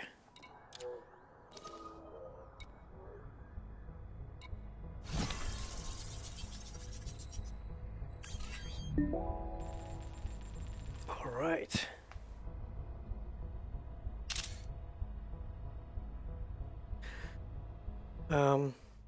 Yeah, I'm fine with that. I wasn't. I thought maybe I should have noted down which system the ammonia worlds was in, but I don't need to know that. It's okay.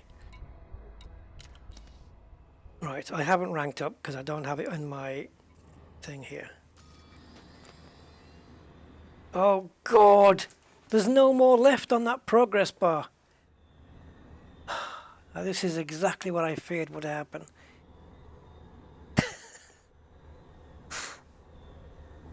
So, the answer to the stream question, can we rank up in exobiology? Yes, but not today. Not today. Damn, that's so close to the end. That is annoying. I'll do it. I'll do it in a separate video or something. And then by next Sunday we'll get the hell out of here and start going back. Oh man. serious. So if that's the edge, yeah, it's right there. It's right on the cusp. Seriously annoying. Okay, guys. Well, we're 3 hours 36 in, so that's enough. Didn't quite get there. So close. If I'd found that stuff on the mountain, it would have been enough to... never mind. I will catch you on the next one, guys. So until then, yeah, we'll be back with John Beamer again this week, back in the bubble, starting his the beginning of his career with his newly found Cobra. So yeah, look out for that one. And until then, yeah, no worries, Commander Bullets. Hello, ooh. So yeah, have a good evening, everybody. Good day, whatever. And I will catch you on the next one. Till then, take good care and have a good rest of the week. Till then, bye.